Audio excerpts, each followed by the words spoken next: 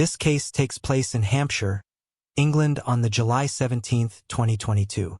Shay Groves was a 27-year-old woman who lived in Haven, a town in the south of England. She was a mother of one, although was not with the father. She had a boyfriend named Frankie Fitzgerald. Frankie was a 25-year-old man from Portsmouth, and he was a father too. She was described as a rather manipulative woman. Her friends would let her say that she would do whatever it took to get her own way, even if that meant blackmailing someone. On one occasion, she had even told Frankie and some of her friends that she had cancer. This was a lie and had claimed this to garner sympathy and control over people. Shay had somewhat of an obsession with Frankie, and the main reason for this was because of their bedroom life. Both Frankie and Shay would engage in bondage, dominance, submission, and masochism. They would engage in something called knife play, where Frankie would hold blades to Shay's throat. The two had a very off and on relationship. They were both extremely jealous and paranoid about each other cheating. The couple's relationship seemed to be coming to an end. Frankie, in particular, was becoming sick of Shay's manipulative behavior, and she was paranoid that he was going to go back to his ex-girlfriend, something that she often spoke about to her friends.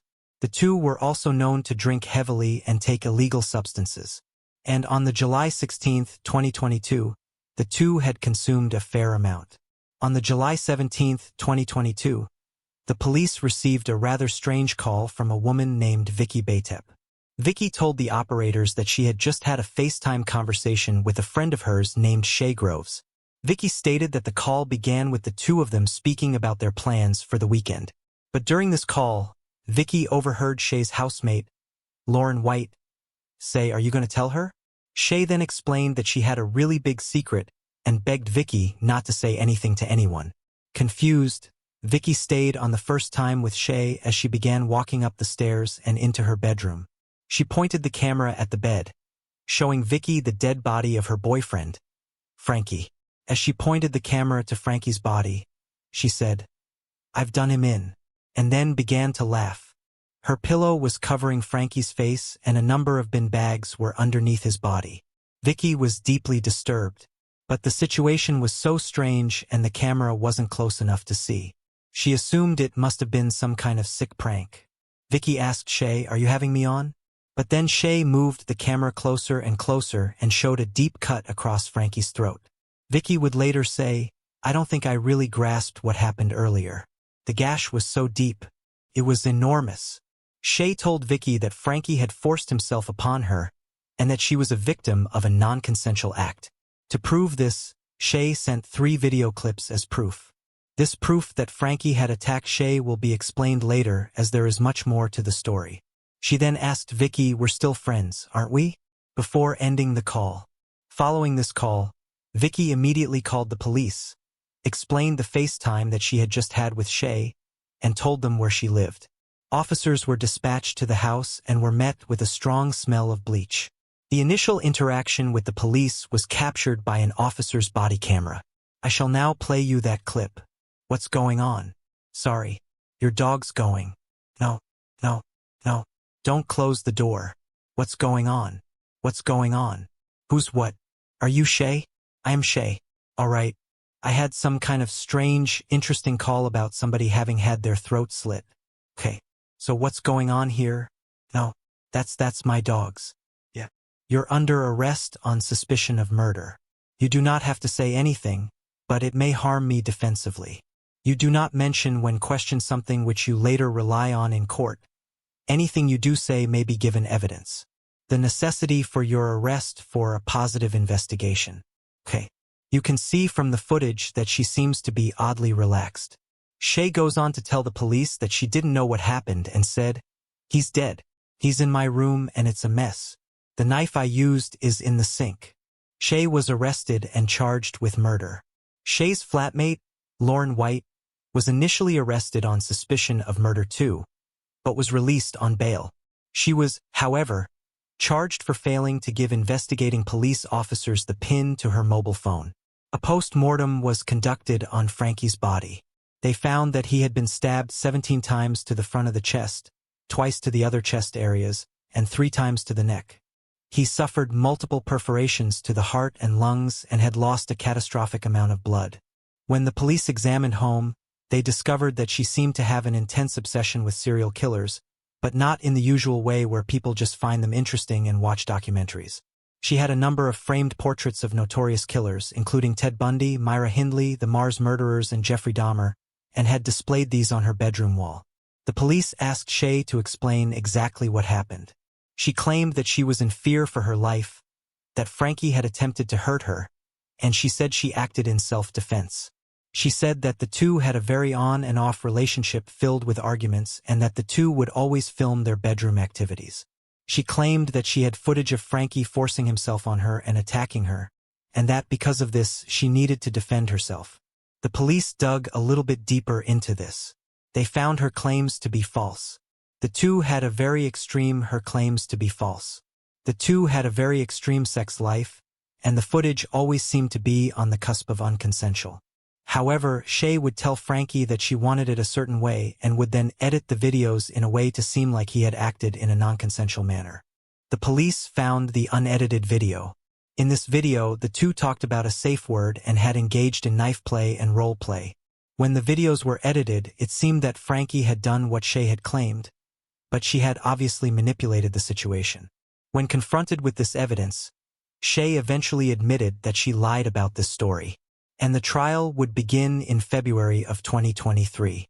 The prosecutor showed how Shay had a deep fascination with serial killers and murder documentaries, and showed the many portraits on her wall, and went on to say, this meant that Shay was familiar with what to do and say to try and engineer a situation where she could look like a victim, which of course, completely unraveled in the face of the evidence collected from key witnesses, mobile phones, call data, and recordings.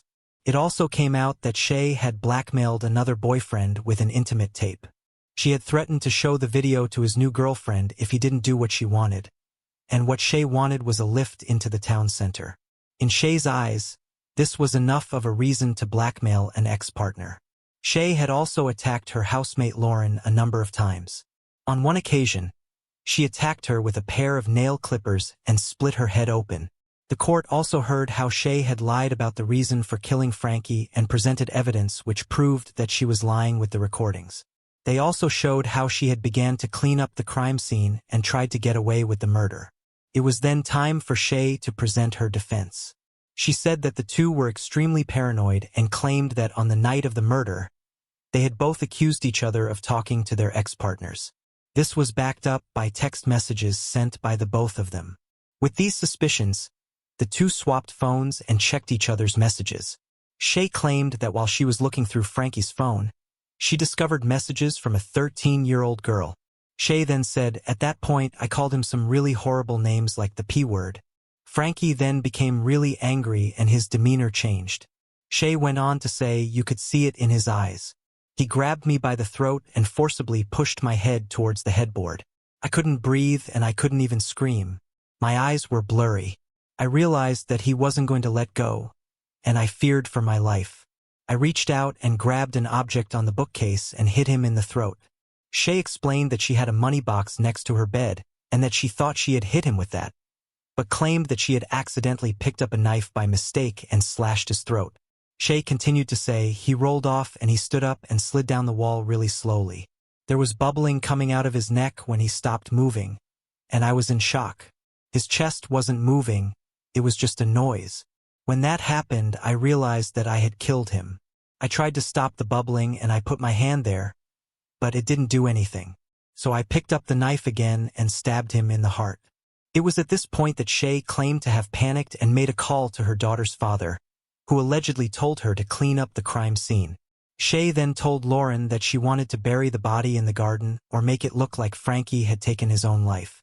Shay and Lauren placed bin bags and shopping bags underneath his body and placed a pillow over his face. Shay then warned her that she was an accomplice who had helped place bin bags underneath his body.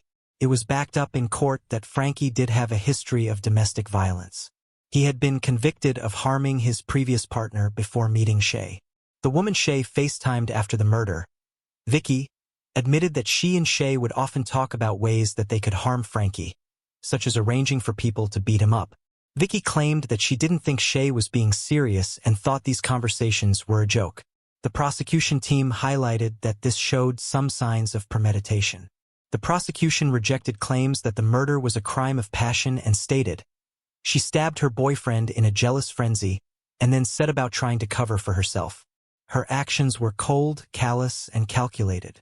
She spun a web of lies, and everything she did was an attempt to further manipulate the situation and detract from taking any responsibility for her crime." The prosecution team also highlighted that there were no defensive injuries on Frankie's body, which shows that no struggle took place, suggesting strongly that she killed him in his sleep. It was also found that Frankie had blocked the girl who had messaged him prior to the murder. The judge also confirmed that the girl was 17 years old and not 13. Police also uncovered that Shay had been sleeping with her former boyfriend, which was filmed. Frankie would go over to Shay's house after, totally unaware that her ex had been over too. After Shay and Frankie would finish being intimate, the judge overseeing the case stated what they thought happened. They went into graphic detail about the things Frankie and Shay would get up to in their bedroom and how violent and borderline non-consensual it could be. The judge said, "This was a crime of passion. You loved the man you killed and you killed the man you loved. You are, as the Crown submitted, manipulative, jealous, and possessive. A crime of passion is not committed in cold blood. You realized your relationship with Frankie was ending, and you were losing your influence over him. You sensed that he was going to leave you for a less toxic girlfriend. You were planning for that already, considering resuming your relationship with your ex-partner. But then, you became furious on finding the messages between Frankie and the supposed 13-year-old girl. You lost your temper and acted upon your impulses. If you could not have Frankie, no one could. No other woman could have him, if not you." The judge highlighted some mitigating factors. They didn't believe the murder was premeditated and also brought up the fact that Shay had a troubled upbringing. She suffered from mental health problems from an early age and suffers from emotionally unstable personality disorder and with complex post-traumatic stress disorder from a previous relationship. She was sentenced to life in prison with a minimum term of 23 years. It said that she showed little to no remorse for what she had done to Frankie. I'm unsure if Shay's housemate, Lauren White, was given a sentence. It's written in court documents that Lauren didn't have many friends and was used as a domestic servant by Shay. She would make her get her clothes ready, put on her socks, make her food and cups of coffee, and as I said before, was violent towards her and parts of her body were eaten. This case takes place in the United States of America on the September 11, 2014. Was a 46-year-old woman who lived in Jeffersonville, Indiana. In 2014, Tammy began a relationship with a man named Joseph Oberhansley. She would later say that at first the relationship was going well. But after just a few weeks, Joseph began to change. Joseph had a rather dark past. Tammy was aware that he had been incarcerated for a crime that he committed, but she did not know the full ins and outs of exactly what happened. Most of the time, he would brush off the reason for his prison time, but the reason was incredibly sinister. In 1998, when Joseph was 18, he was dating a 17-year-old named Sabrina. The two had a child together, although Joseph was under the impression that she had cheated and the child wasn't his. On the December 9, 1998, only days after the birth of their child, Sabrina went over to Joseph's mother's house to visit without him. On this day, Joseph had taken a large amount of illegal substances and made his way over to his mother's house. Upon entering, he was enraged to see Sabrina standing there. In response, Joseph pulled out a gun and fired. He shot Sabrina as she held their child. Joseph's mother then jumped in front of Sabrina and the child, but Joseph opened fire on her too and shot a bullet in her back. Joseph then turned and fired a shot at his sister who was also present. But thankfully, the bullet missed her. After shooting his girlfriend and his own mother, Joseph turned the weapon on himself. He placed it under his chin and fired. Sabrina tragically died from her injury. The baby, however, did manage to survive along with Joseph's mother. She was treated for her injuries and was able to make a recovery. The bullet that Joseph had fired into his own head became lodged in his brain, and he too was able to make a recovery. Once he recovered, he was charged with murder and attempted murder. At the trial, Joseph's defense team argued that he wasn't guilty of murder. His father and brother had recently passed away, and he had turned to alcohol and other substances to cope. They argued that these circumstances had caused a great deal of stress in his life, and that because of this, the crime should be seen as manslaughter instead. The defense team was successful, and Joseph was found guilty of manslaughter in the year February. In July of 2012, after serving 12 years, Joseph was released from prison on parole. Joseph headed for Indiana to join his mother, who forgave him shortly after he had shot her. During his time in prison, she even advocated for his release. However, it wouldn't take too long for Joseph to commit another crime. Whilst on parole in 2013, Joseph went to a bar. Whilst drinking, he got into a fight with a fellow patron and ended up choking this man out. Multiple sources have claimed that he resisted arrest and was even naked during this attack. Despite his previous conviction, Joseph was allowed to be released on bail. And because he was released on bail, he met Tammy. So now we arrive back to 2014. As I said earlier, Joseph and Tammy were in a relationship. But shortly into this relationship, Joseph began to change. He became controlling and aggressive. But then, Tammy confided with a friend and told this friend that Joseph had done something truly horrific. On the September 5th, Joseph held her captive in her home and repeatedly forced himself upon her for 2 days. Because she was so scared of Joseph, she did what he wanted as to not anger him further. This occurred around 4 months into their relationship. Once she was away from Joseph after being held captive, she ended the relationship. But Joseph wouldn't take no for an answer. Following the breakup, he continued to harass Tammy and would often show up at her home and her work, which of course greatly intimidated her. Some text messages would later be found on Tammy's phone, which were sent to Joseph. The messages go as follows. You can choose to be in denial about what happened on Saturday into Sunday. I won't be in denial. No one, and I mean no one, gets to terrify me like you did on Sunday. I will never forget it as long as I live. She went on to say, I do not want to involve the police, but if you leave me no choice, that is what I will have to do. Tammy called her father and asked him to change the locks on her home. Meanwhile, not feeling safe, Tammy stayed at one of her friend's houses for a couple of days. Once the locks were changed, she returned home and told her friends that she had the police on speed dial and kept chairs under the door handles of her house. At 3 a.m. on September 2014, Tammy awoke and heard the sounds of someone trying to break into her home. Of course, she knew exactly who this would be. She called 911 to say that her ex-boyfriend was trying to break in. The police soon arrived on the scene and told Joseph that he needed to move along. Joseph did as he was told, and the police watched him walk away. The police were content that no arrest had to be made. And the issue, as far as they were concerned, was settled. The following morning rolled around. Colleagues of Tammy clocked that she was late for work, but as more time passed, they became deeply concerned. Tammy was nowhere to be seen, and from what I can tell, she wasn't known to skip work and not call in as to why. The colleagues that worked with Tammy were very well aware of the troubles Joseph had been causing her. They began to assume that something was horribly wrong.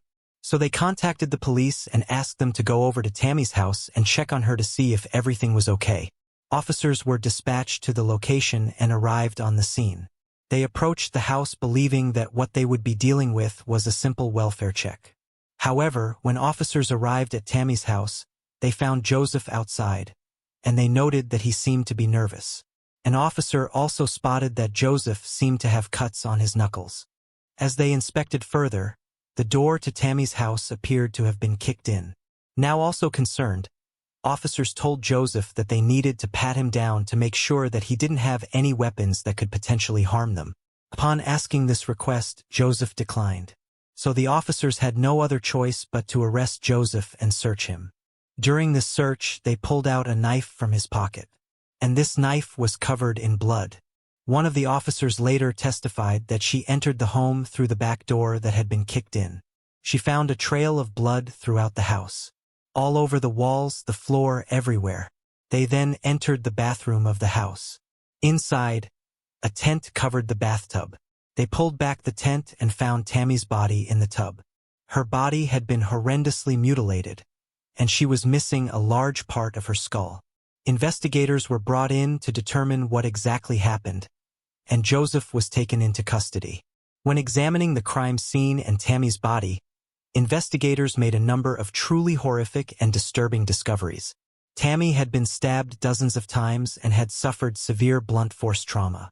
An electrical power tool had been used to cut inside her body, and other tools were used to open up her chest, one of them being an electrical saw. Joseph had then used a knife to cut and remove parts of her lung and entire heart. Tammy's skull had also been cut with the power saw. Large chunks of her brain had been removed, some of which was found in the bathtub with her, along with large chunks of her skull. As Tammy's house was inspected, they discovered that part of her organs that were missing were found on a dinner plate next to the frying pan. Joseph had cooked and cannibalized Tammy. He had eaten parts of her brain, lung, and heart. Joseph was questioned. During this interview with the police, he explained that he had indeed eaten Tammy's brain, and that he had also tried to pull out her third eye with tongs. He also admitted to eating large parts of her lungs and heart. Investigators asked where Tammy's heart was. He replied by saying, "I ate it. It's part of me now." He was questioned as to why he ate her body. Joseph said she was already dead. After this interview, he was placed in a padded cell where he began to beat his chest and pant heavily. To commit such a gruesome crime usually means that the perpetrator is severely mentally ill. Mental health professionals began the lengthy process of determining if Joseph was mentally competent enough to stand trial. In the meantime, Joseph would change his story. He said that his head had been fuzzy following the murder of Tammy because he too had been attacked. So this is his second story. According to Joseph, he had gone to Tammy's house to collect some belongings. But upon entering her house, he had found two men who had broken in. Upon seeing Joseph, these two men supposedly attacked him and rendered him unconscious. He claimed that these two men had stabbed, killed, and eaten Tammy. Joseph also said that he believed the two men were planning to cut his head off and eat his brain. Joseph was charged with murder. After some time and after being assessed by multiple professionals, Joseph was deemed not mentally fit to stand trial in 2017. Joseph was then given medical and psychological treatment. And in 2018, he was deemed fit to stand trial, nearly 4 years after the crime had been committed. The trial would begin in 2019. This trial, however, wouldn't last long. One of the jury members was aware of Joseph's past. To have a fair trial, the jury was supposed to have no prior knowledge of his manslaughter conviction. This jury member spoke to a number of other jury members and told them what he had done previously. When the courts found out about this, the trial was ruled as a mistrial.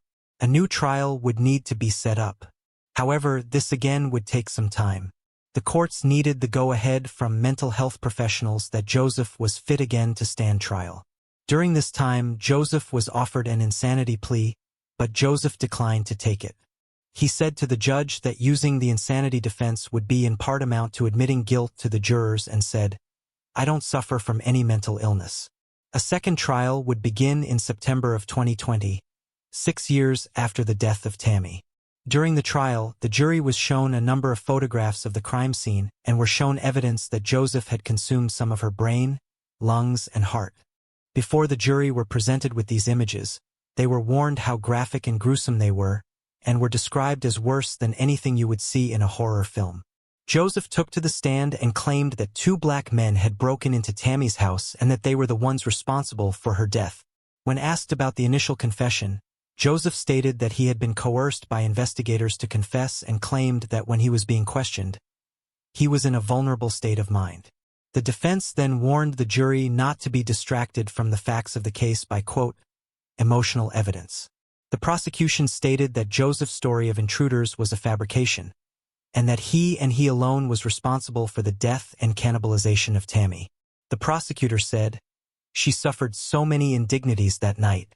She was terrified, she was stabbed, she was dismembered, and she was eaten, all at the hands of Joseph."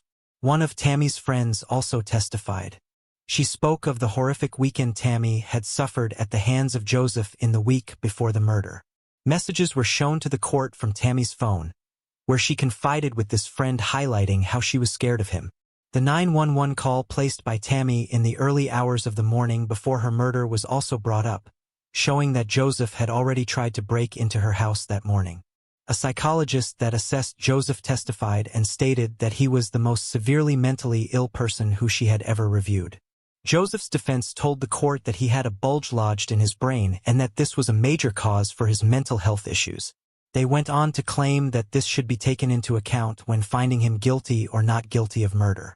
Joseph was thankfully found guilty of murder and sentenced to life in prison without the possibility of parole. As he was removed from court, he continued to insist that he was innocent.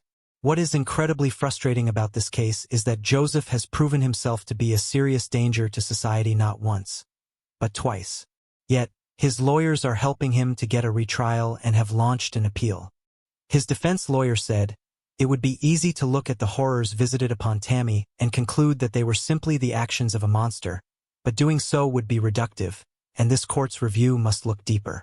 The court must consider his actions in the context of his profound mental illness." They went on to say, "There is also no question that Joseph was suffering from severe mental illness when he committed his crimes. What there is a question about, however, is whether Tammy would still be alive today if Joseph were not so severely mentally ill. There are reasons to believe that she would. Because of that, Joseph asks this court to find his sentence of life without parole inappropriate." End quote. As far as I can tell, these proceedings are ongoing. I would sometimes like to ask these lawyers who try to get such reoffending murderers off if they would ever like to live next door to them. The chances are they wouldn't. But if they were ever to somehow get a reoffending murderer out, someone would have to live next door to them. And just like how Tammy was unaware of his past, they could be too. As I mentioned earlier, in 2013, whilst Joseph was on parole, he choked someone out whilst he was naked and was allowed to be released on bail.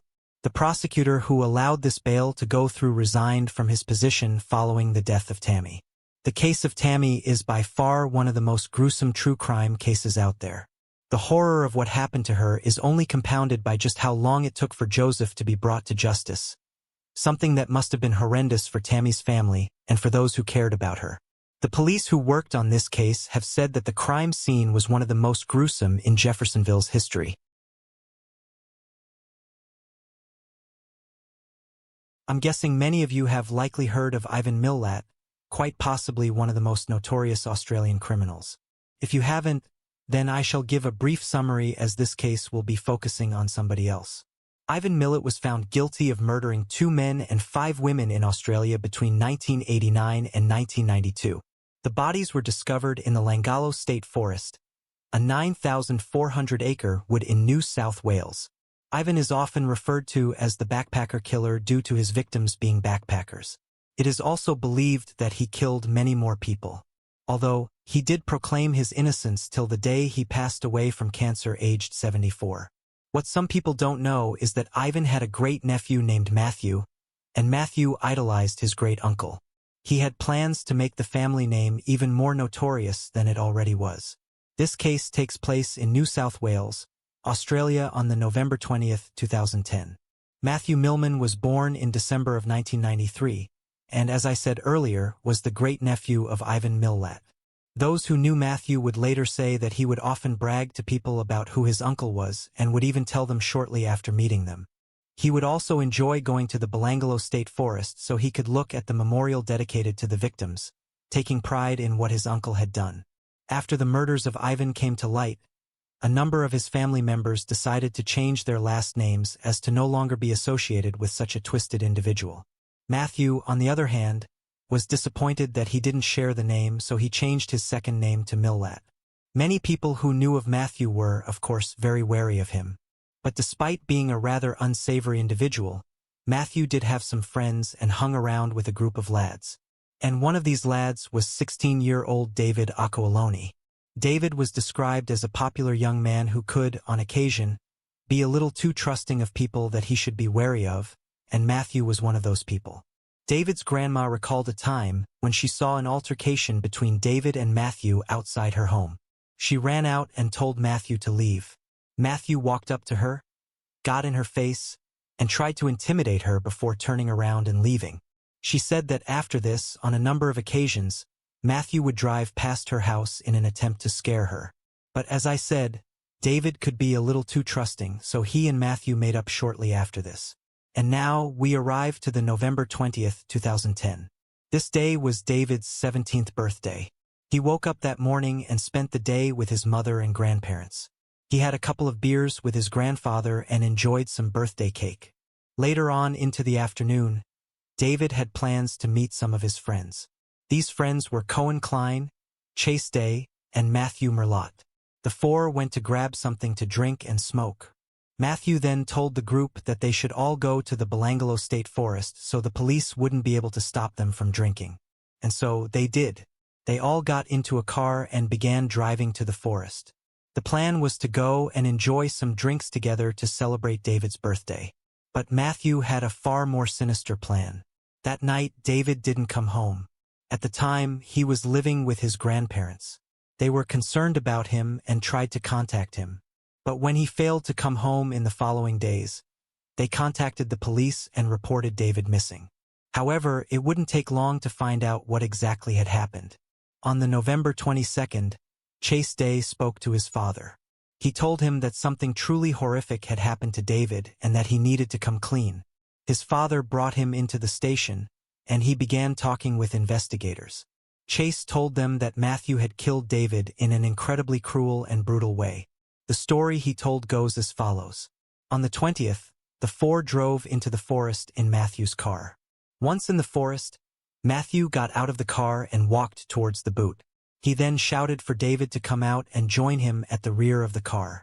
Chase then recalled hearing David scream. Matthew had hit David in the ribs with a large double-sided axe.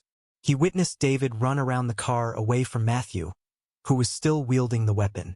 David pleaded with Matthew not to harm him, but he didn't want to listen. Chase then got out of the car and pleaded with Matthew to stop hurting David, but he was powerless to stop him. Matthew turned around and began to swear at him, telling him to get back into the car and mind his own business. Matthew got David onto the ground and began toying with him. He made him lie down face into the dirt and accused him of talking about him behind his back. As David pleaded with Matthew, he swung the axe down upon him a number of times. After killing him, Matthew dragged his body into the bush to hide him. After hiding the body, Matthew got back into the car with Chase and Cohen and proceeded to drive home.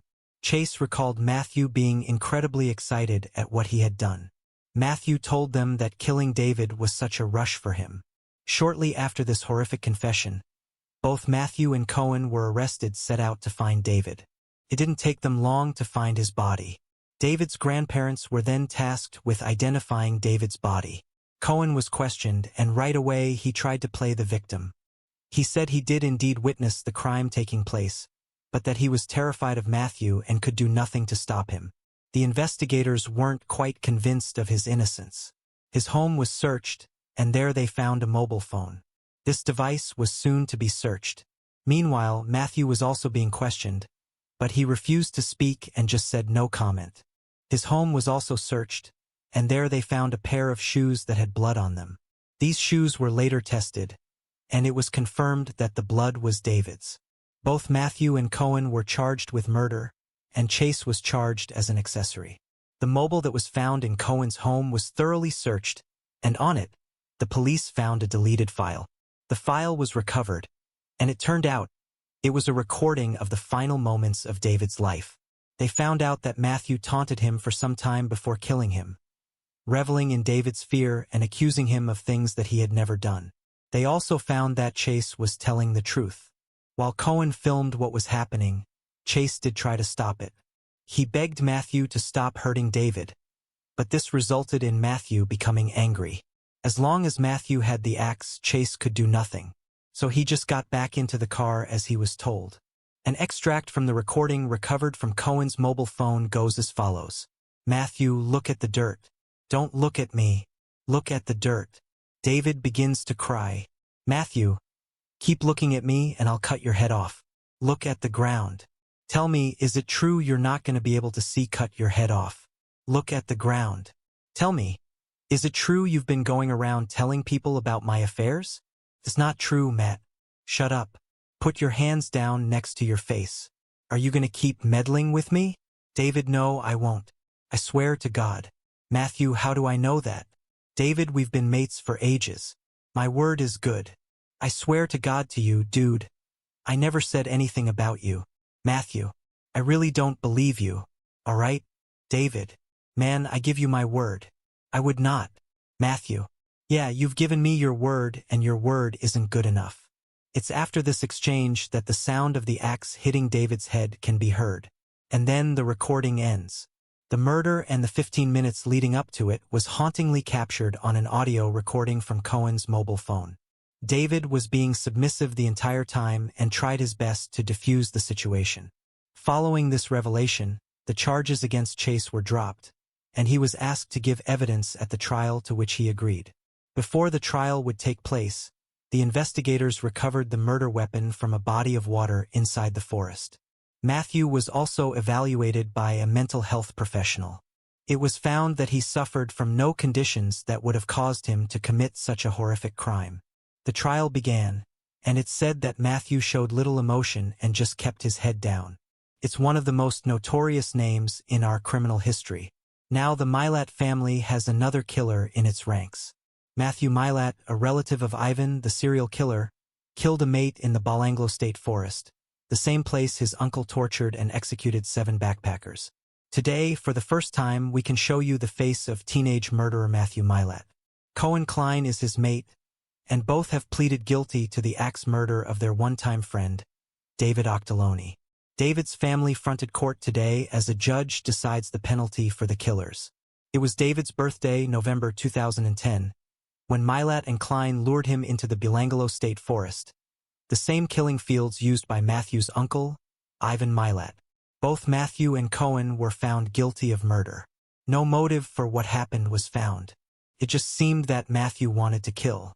Matthew was sentenced to 43 years in prison. He has since tried to appeal his sentence, but so far he has been unsuccessful. Cohen was sentenced to at least 22 years with a maximum 32-year term. He too has appealed his sentence and he was successful. His sentence was reduced from 32 to 27 years. When speaking about the horrific murder of David, his grandfather said, "They didn't just kill him, they tormented him. The love I have for David and the hatred I have for those animals who took him away, they deserve no mercy." What is incredibly eerie about this case is that during the sentencing hearing, it was revealed that Matthew had written poems during his time in custody. One poem called Your Last Day goes as follows. Click-clack. Hear that? Stopping in the middle of the track. Are you getting nervous in the back? You should be. You're getting whacked. Talk shit here. Talk shit there. No one's really gonna care. But talk shit with every breath you just signed away your health. I can see you start to sweat, wondering what you're gonna get. Hoping for one in the head. I'll put one in your leg. Tell me, are you having fun? Get up and start a run. How far are you gonna get? Your match you have just met. Stumbling all over the place. Hear the crunch of leaves and feet? Your heart will skip a beat. Are you gonna get away? No hope, kid. This ain't your day. The day that you won't be found 6 feet underneath the ground. Matthew takes a great delight in the crimes he had committed and is now referred to as the copycat Millat. A video on Ivan Millat is soon to come. And this case takes place in Blackpool, England on the November 1st, 2003. Charlene Downs was a 14-year-old girl who lived in Blackpool with her mother, father, brother, and 2 sisters. The life of Charlene is a rather tragic one and one that is hard to listen to, especially for those who have experienced SA. It seems that she never really had a chance in life, but we shall get into that later. An old close friend of Charlene who knew her very well described her as a lovely and caring girl. However, he said that when she was around 12 years old, her personality changed. She became more reckless and rebellious. Charlene's older sister is named Rebecca. At the time of this story taking place, she was 16 years of age. Out of all of the siblings, it's reported that Charlene and Rebecca were the closest and considered each other to be best friends.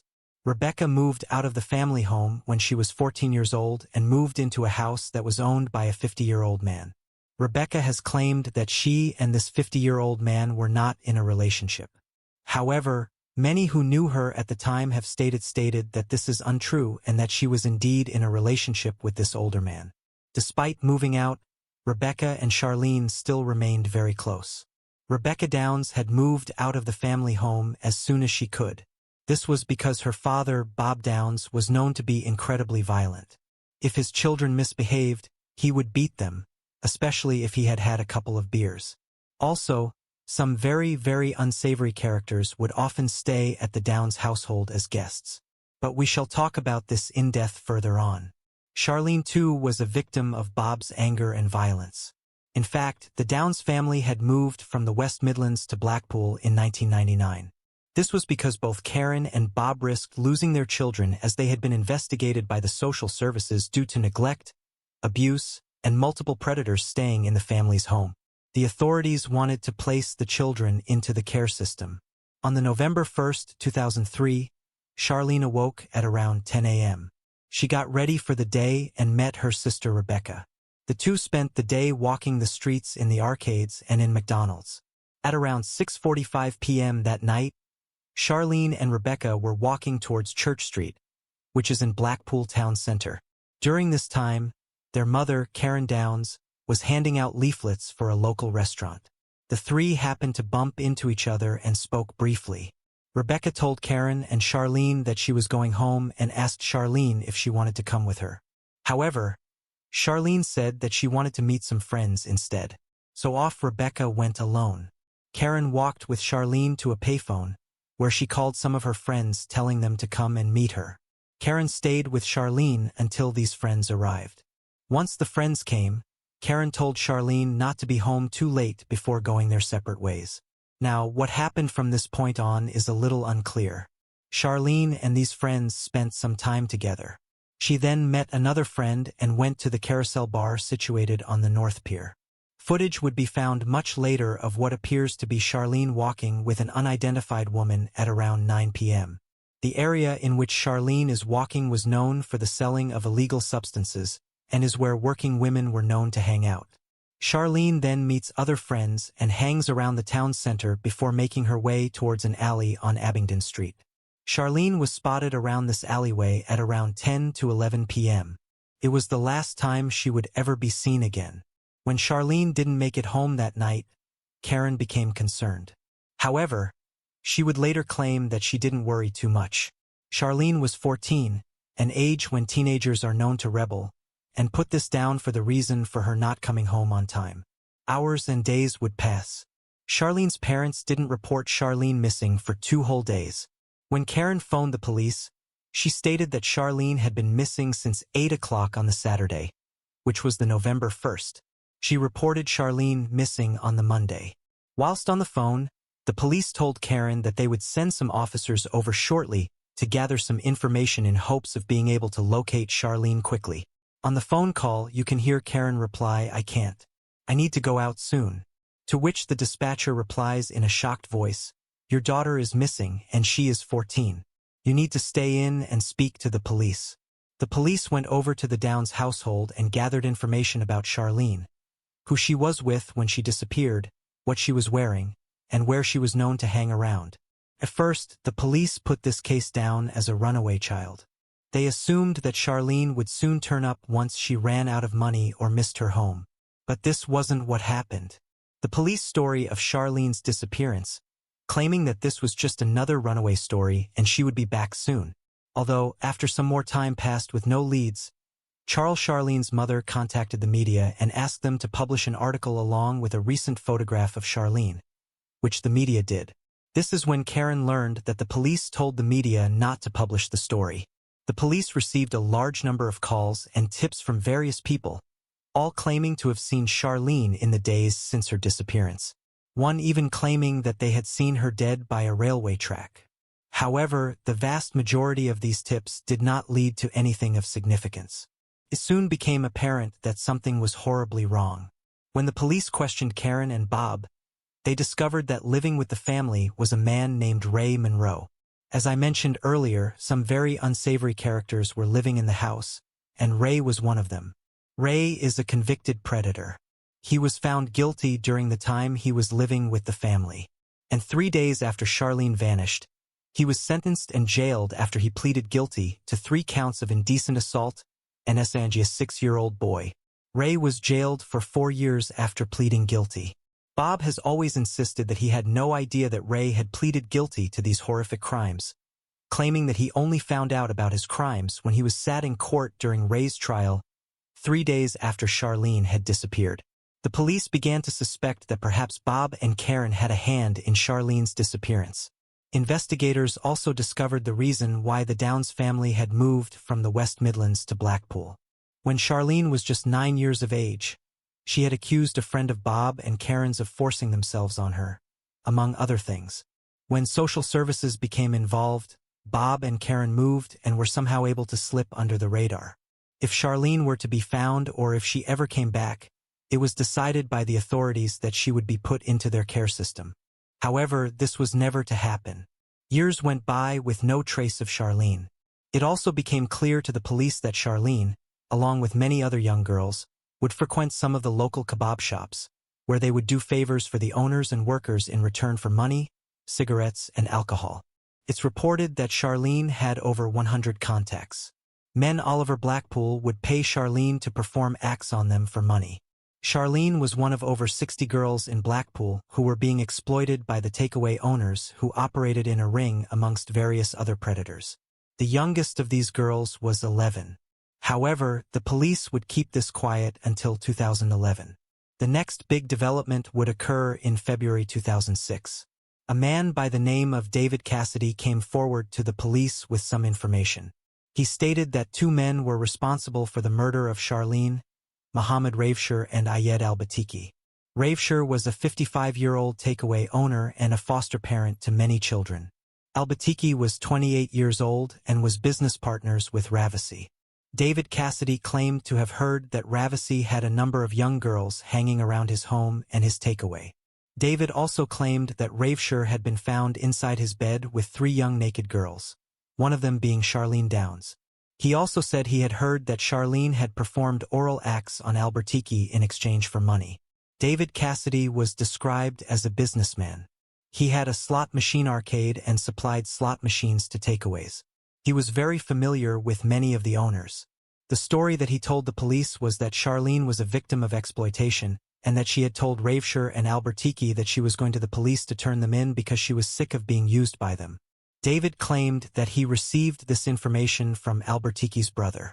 The story was that Al-Batiki had killed Charlene and acquired help from Ravasi to dispose of the body. Based on these accusations from David Cassidy, Al-Batiki and Ravasi were detained and brought in. They were questioned and asked if they knew anything about the disappearance of Charlene Downs. The 2 men claimed that they had no idea who Charlene even was. Whilst the 2 men were detained by the authorities, the police went to Ravish's home and installed a number of secret recording devices along with a recording device in Ravish's car. For 4 weeks, the police listened in on private conversations. A total of 52 tapes were made over the course of the 4 weeks, and Detective Sergeant Jan Besant was the officer who volunteered to transcribe them. For 6 hours a day for almost a year, she listened to the tapes and tried to make sense of them. The recording devices in Raveshi's home were planted right near the television set, so static was picked up. This resulted in the audio being extremely poor quality. It's important to note that Jan had no qualifications to make her an expert in transcribing poor quality audio and had no knowledge of linguistic analysis. When speaking about what she heard in the tapes, Jan said, "In the first few tapes, clearly they were shocked and worried and panicking. The first thing they talk about is this murder inquiry." In the recordings, Jan heard the 2 men talking about a burial place and big bones. A small piece of the transcript is on screen now. In one of the recordings, Jan believes she hears Raveshir say, "I can't cope. I'm so worried, and you were the one who killed her." Raveshir then asks, "Why did you kill her?" Al-Batiki replies saying, "You're being stupid if you thought we'd ever release her." Al-Batiki was also heard asking how long fingerprints last, to which Raveshir responds, "There is nothing left of her. She was here. She died. There really is nothing." Jen also claimed to hear the 2 men joking about how they had minced up Charlene's body, turned her into kebab meat, and served her flesh to unwitting customers. The 2 men were arrested and charged with the murder of Charlene Downs. The police spoke with Charlene's parents, Bob and Karen. They informed them of the arrest and told them they were 99% certain that Charlene had been murdered, although they didn't actually tell them about the way in which they believed she had been killed. The Downs family would find out when the media began running stories about the murder of Charlene, stating rumors that she had been chopped up and sold as kebab meat. Before telling the Downs family about these disturbing rumors, they had instead fed the media this information for them to distribute. This, of course, was an incredible shock to the family. It goes without saying that the headlines gripped the public. The story of a teenage girl being turned into kebab meat and being cannibalized by unwitting customers spread quickly. The trial would begin in February. The audio was presented to the court with a transcription going alongside informing the courts of what the men were saying, along with their witness, David Cassidy. Raveshire owned a number of properties in Blackpool. In his men's residence, the investigators looked for any DNA evidence or blood that could prove that Charlene was either there or had been killed there. The prosecution team showed evidence and photographs of the home, showing that a number of floorboards had been replaced very recently along with other renovations to the house.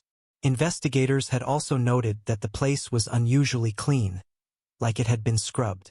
No DNA evidence was found that belonged to Charlene. Albertini and Ravish's defense team managed to convince the judge that David's testimony was merely hearsay and was not reliable, pointing to the fact that David had a long criminal history.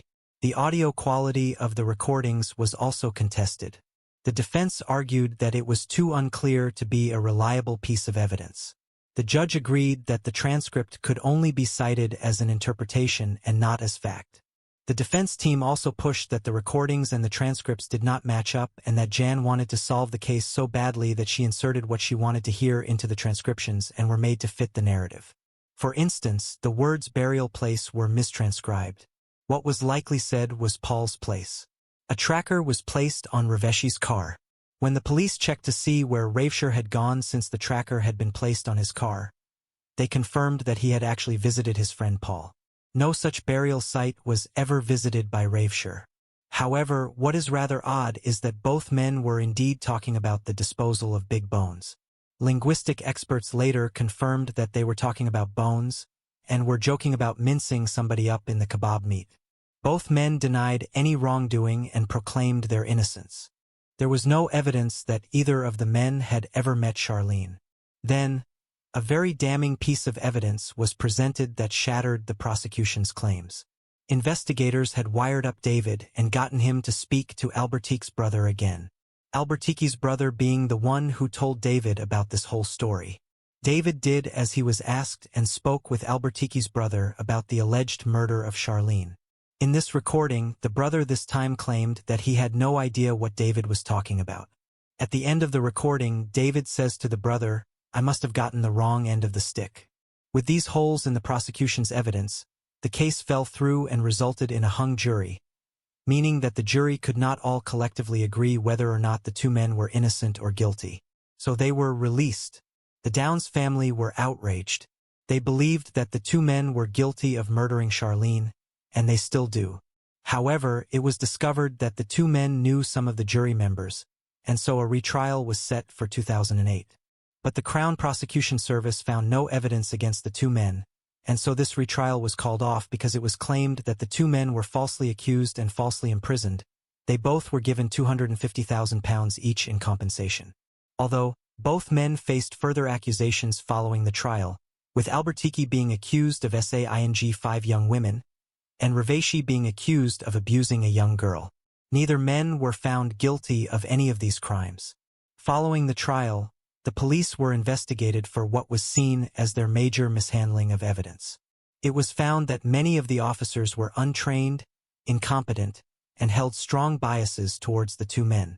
Because of Jan's alleged misinterpretations of the audio, she was ordered to resign following this grooming of young girls by a number of takeaway owners and workers. However, as I said earlier, this only came to light in 2011. In this report, it was said that Charlene had performed oral in exchange for food. The number of girls mentioned in this report was around 60. However, this could be a lot higher. Many of these girls were incredibly vulnerable, coming from abusive homes and many in the care system. Now, let's delve a little deeper into the Downs family. A week after the trial had ended, Karen took a knife and stabbed Bob. Bob survived and refused to press charges against Karen, stating that she was just under a lot of pressure due to the trial collapsing. Rumors had been circulating that Bob had been allowing men to have relations with his children in exchange for money. Bob was described as an alcoholic. One theory was that he allowed his children to be used in exchange for money. On many occasions, convicted predators had been found living or staying in Karen and Bob's house. Bob would often go out drinking and invite random men back to the house for more drinks. Allow me to quickly men back to the house for more drinks. Allow me to quickly go through some very strange allegations made against Bob and Karen. A leaked court document from 1989 shows that the Downs family had been investigated by the West Midlands Police and the social services. This was because a convicted predator had been found to be giving their 3-year-old daughter, Emma, rides in his car. In 1999, it was alleged that some of Bob's friends engaged in inappropriate behavior with some of the Downs children. In February, Charlene told a social worker that one of Bob's friends had touched her inappropriately. In February, Charlene was found by a social worker lying in bed with a man in his 60s. This incident occurred in the Downs home in Blackpool. Charlene was then later seen counting some money. And of course, before Charlene vanished, the man I mentioned earlier, Ray Monroe, was living with a family. It's reported that many people saw Charlene sitting on Ray's lap inside the Downs family home. At least 16 males who have committed various offenses involving children have had access to the Downs' family home in the West Midlands and in Blackpool over a 15-year period. It's entirely possible that it's more than 16. I do have to make this clear. These are all allegations. Although it is confirmed that Charlene attended a health clinic 12 times. It was noted that she had bruises to her private area on multiple occasions. Karen was aware of these visits to the clinic. However, she claimed that she never thought much of it. Charlene's blood was also found in the Downs household. However, this is something that can be expected as, of course, she did live there. I've also seen some reports that claim that the Downs family did not fully cooperate with the police during the beginning of the investigation. The theory is that Bob allowed men to come back to his home where he would allow these men to have access to his children in exchange for money so he could buy more booze. One of these men may have either deliberately or accidentally killed Charlene, and the parents helped to cover up her death to save themselves. Some people think that Bob may have killed Charlene in a fit of rage. Both Bob and Karen deny having any part in the disappearance of Charlene. A number of other suspects have been questioned by the police over the years. However, nothing has ever come of it. The most recent suspect is a man named Nigel Lloyd. It's said that Nigel knew the Downs family and Charlene. Nigel is a 51-year-old convicted predator. He was found guilty of attacking 2 young girls between 2001 and 2003 in Blackpool, which was around the time when Charlene was walking the streets. There are also some rumors that the two spoke on the night that Charlene went missing. Nigel's flat also looked the alley near the takeaways where Charlene was known to frequent. Nigel was recently arrested and questioned. However, nothing ever came of this either. So what exactly happened to Charlene Downs? Do you think Albertiki and Raveshire were responsible? Although the recordings were somewhat debunked, many parts of the audio are still very suspicious. Regardless, many people, including the police, believe the 2 men to be extremely dangerous. Or do you think that the parents had anything to do with her death? The case of Charlene is incredibly tragic. Reading about her early childhood made me feel sick to my stomach. I can already feel that some people will judge Charlene for her behavior, but I do think it's important to remember and to take into account what she went through when she was younger and the kinds of people who were allowed to live in her home. Detective Chief Superintendent Andy Webster has said, "We remain fully committed to finding Charlene's killer and her body. A £100,000 reward remains on offer for information leading to the conviction of her killers or the recovery of her body. If you do know anything about the murder of Charlene Downs, please see the relevant links in the pinned comment." Investigators have taken more than 4,800 witness statements and followed 10,500 lines of inquiry. But the case still remains unsolved. As of the release of this video, Charlene has been missing for just shy of 20 years. This case takes place in Sweden on the August 17, 1995. John Horan was a 14-year-old who lived in Kungälv, Sweden. Those who knew John described him as a good-natured young lad and a very promising canoeist. John often competed in various competitions and did very well for himself. In a national competition in the summer of 1995, he was able to win a bronze medal. His success was often written about in local and national news. Due to this success, some of those in his school would become jealous, and some would bully him due to their envy. The school that John attended had somewhat of an issue with students that were a part of racist organizations. For example, a number of students were a part of the Swedish White Aryan Resistance. It was these students that would threaten John on a regular basis. At the end of the 1980s, a new Nazi movement had developed in Sweden. This movement rapidly expanded during the 1990s and was able to recruit many young people. With mail-order merchandise available, many of these young people hung Nazi propaganda and memorabilia in their rooms. Bullying aside, John had a particular dislike towards these students because of their beliefs. He had a strong dislike for those who engaged new wave of Nazism. John's father would later say that these students threatened John for well over a year. However, the school did very little to put an end to the torment. One bully at the school that would often try to intimidate John, and had even threatened to kill him, was 15-year-old Michael. However, if Michael ever tried anything, John would always stick up for himself and was known to stick up for others too. On the August 17, 1995, those summer holidays were coming to an end. So John and a good friend of his, Christian, decided to go camping by a lake. Right after finishing putting up their tent, the two teens were relaxing next to a fire, blissfully enjoying their time before school would start again. Although, coincidentally, the bully from John's school, Michael, was also at that very same lake. He was there with three other friends, 18-year-old Daniel Hansen, who was the ringleader of the group, 17-year-old John Billing, and an 18-year-old that was only referred to as BM. All three of Michael's friends were members of Nazi groups, and they had all been drinking heavily. Daniel, in particular, was known to be extremely violent. He was constantly getting into fights, had hit his girlfriend, and had even been convicted of stabbing someone in his youth. The four happened to see Christian and John's fire from their position at the lake. Michael was told by his older friends to go over and see who was there. Upon seeing John, he ran back to his friends and suggested that they all go over together and attack John. All four agreed. With beers in hand, they walked round to where John and Christian were. One of them, holding a full can of beer, took aim and threw the can into John's face as hard as he could. The four then began to savagely beat him and demanded that he say, "I love Nazis." John refused this demand, and so they continued to attack him. They punched him, kicked him, and stomped on him. One of the attackers would later brag that John was so scared that his eyes were extremely wide, and that he was clearly in a great amount of fear.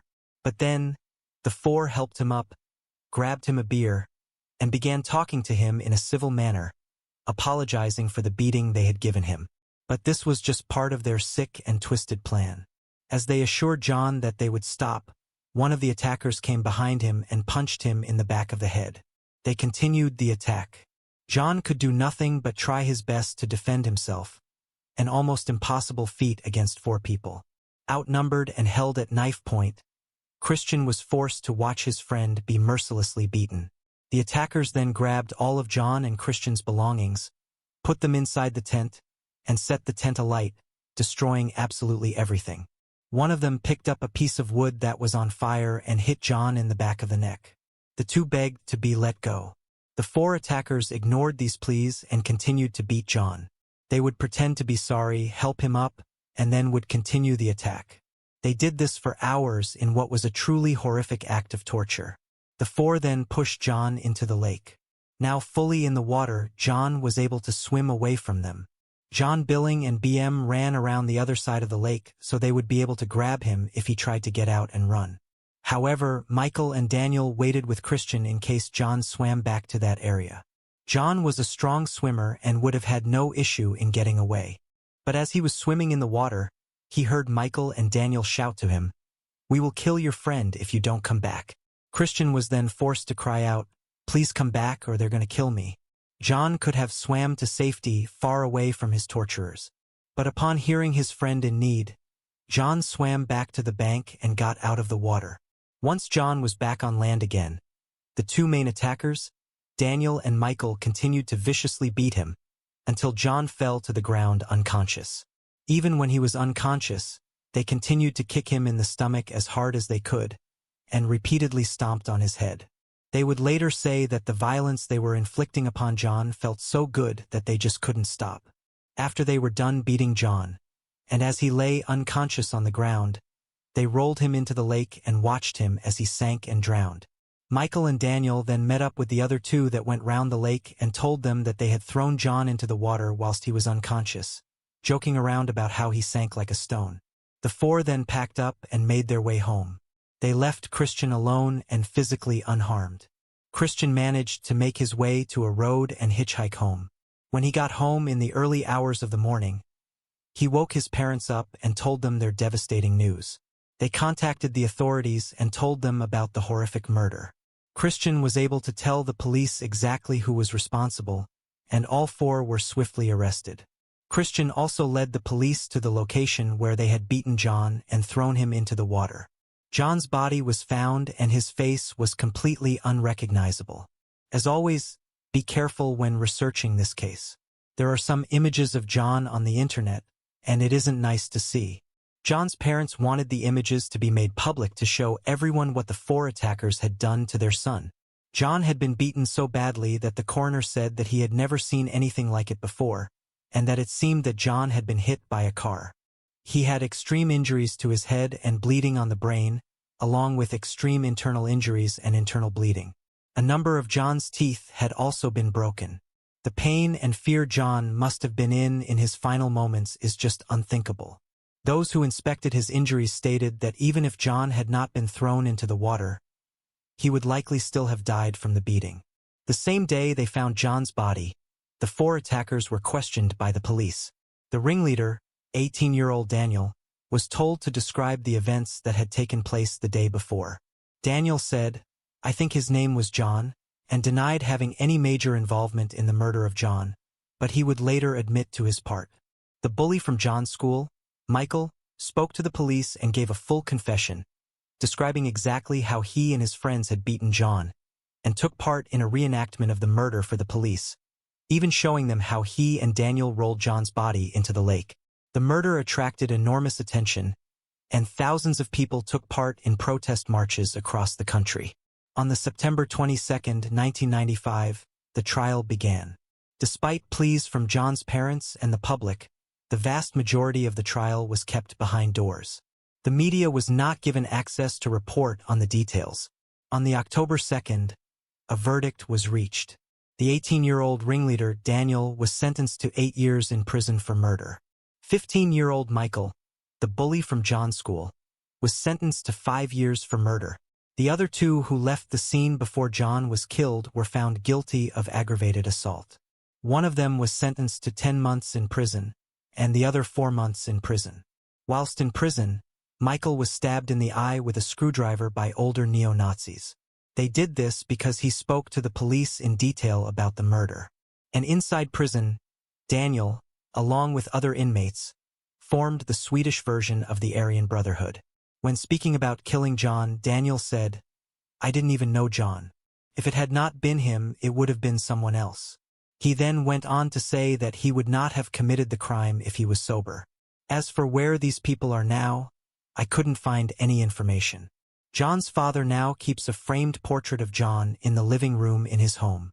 And upstairs, he keeps boxes filled with photographs and newspaper clippings and awards that John won.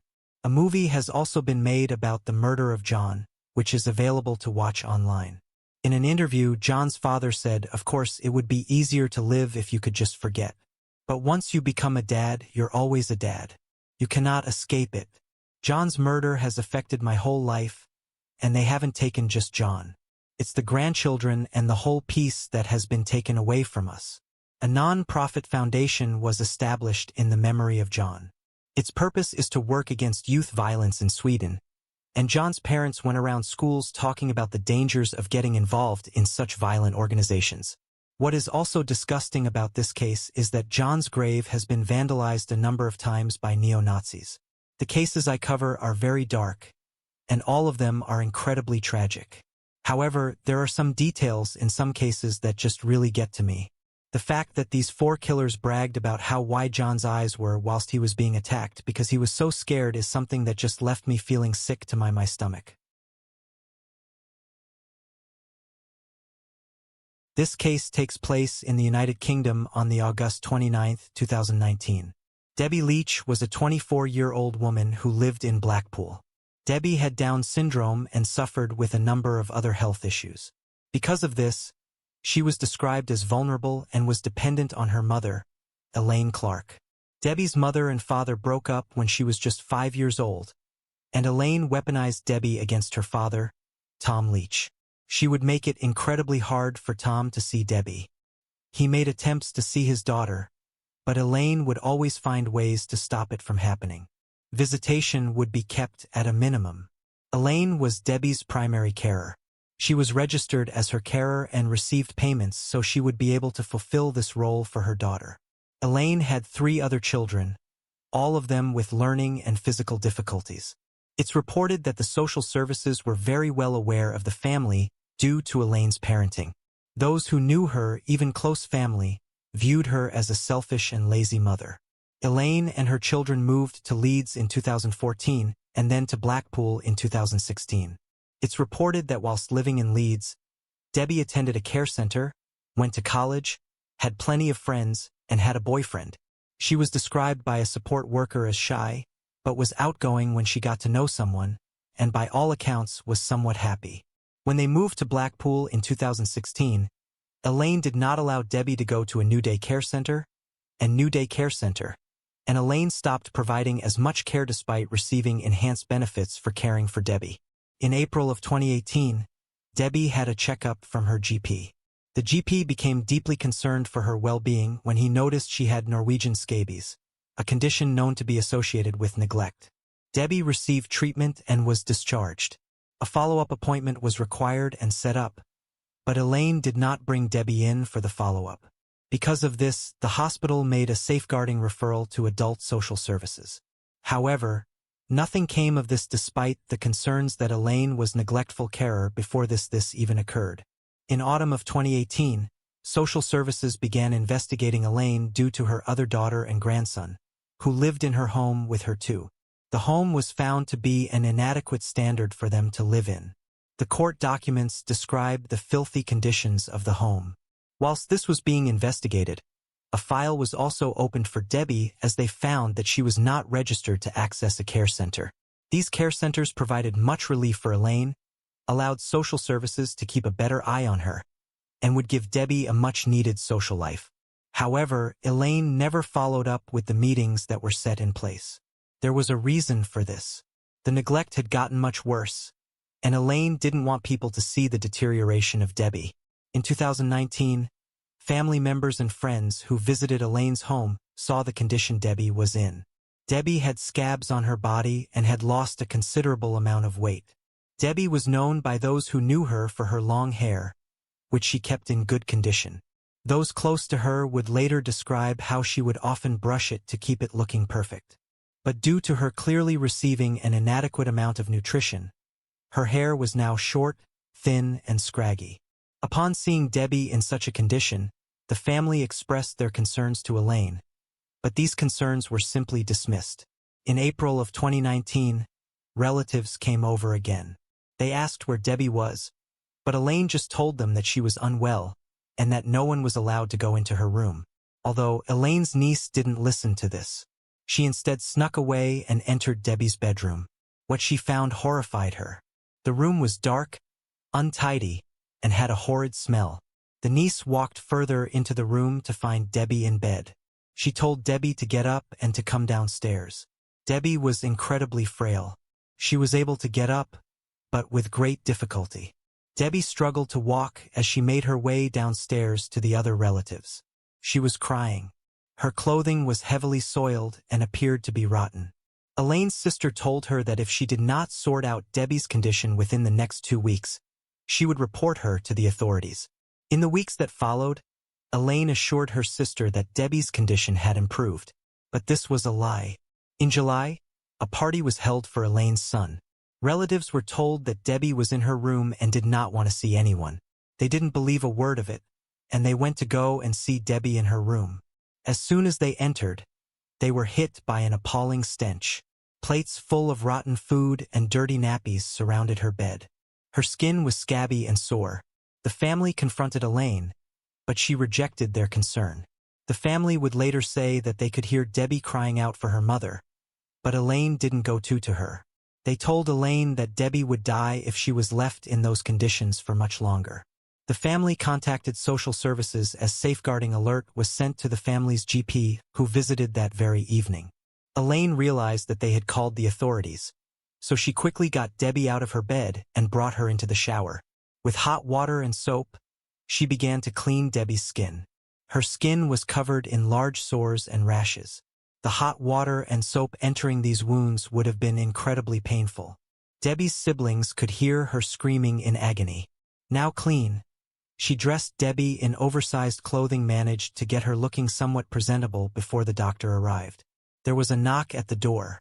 Elaine greeted the doctor, who came in to check on Debbie's well-being. She told the doctor that Debbie was having some trouble controlling her bowels, and she told the doctor that Debbie was having some trouble controlling her bowels and bladder, so she had given her nappies to wear. She said that her family had seen Debbie before her nappy had been changed, and that this was the reason for her being dirty. Elaine told the doctor that her family had overreacted and that there was nothing wrong. The doctor noticed some sores and some dry skin, but he did not diagnose scabies at the time.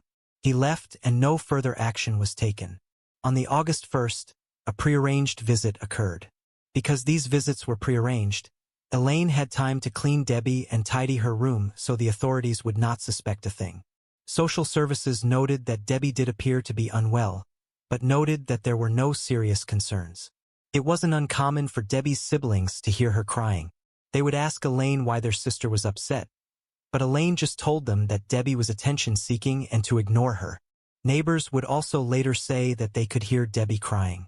She could be heard shouting, "Mommy, Mommy," in her final days.